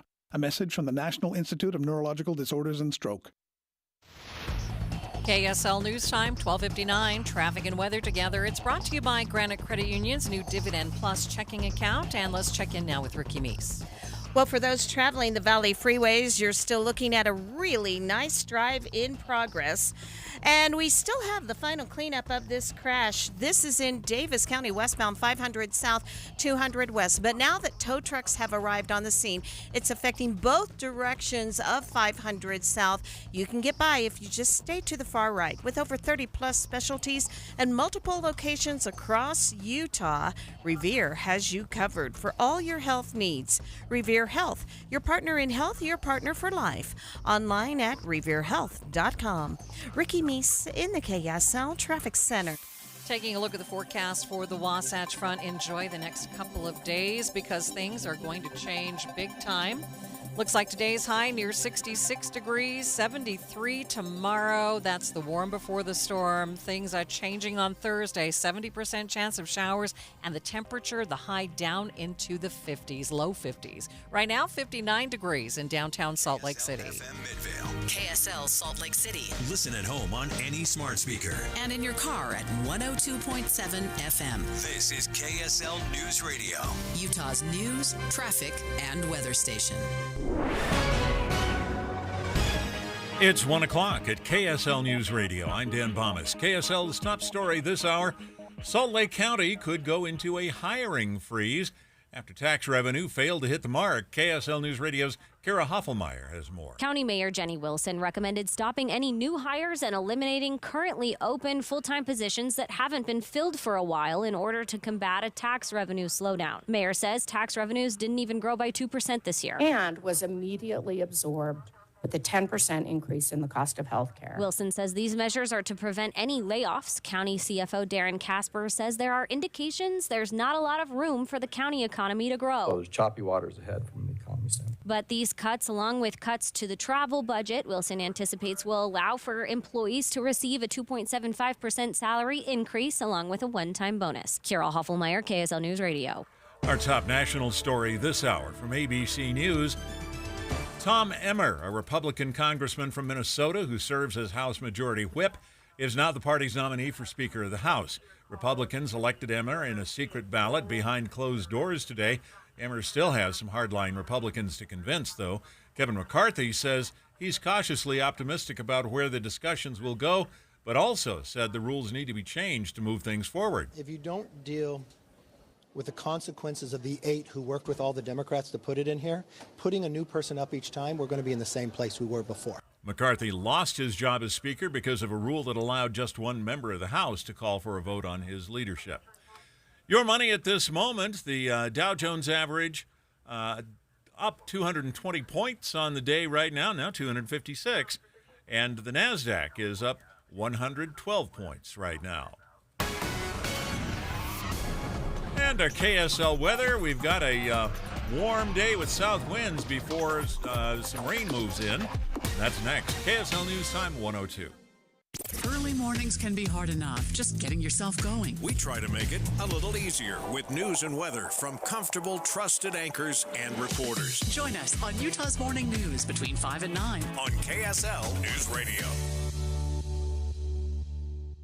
I'm Erin Mendenhall. No amount of crime is okay, but crime in Salt Lake City is at its lowest in years. We're putting more officers on the street, reducing response times, improving training, and we've partnered with the feds to take violent repeat offenders off our streets. I've worked hard to make our city safer. That's why our police and firefighters have endorsed me for a second term. I'm determined to keep our city moving forward, and I won't let anyone take us back. Paid for by Erin Mendenhall for Salt Lake City. It's easy to think all money managers are pretty much the same, but at Fisher Investments, we're clearly different. Different? How? You sell high-commission investment products, right? No, Fisher Investments doesn't sell any commission-based investment products. Well, you must earn commissions on trades. Nope, never at Fisher. We're a fiduciary, obligated to act in our client's best interest. It's the highest standard of care for a financial advisor. How do you know what's in their best interest? We get to know our clients and then tailor a portfolio based on their goals and needs. But you probably sneak in some hidden and layered fees. No, we have one transparent management fee structured so we do better when our clients do better. Wow, you really do look out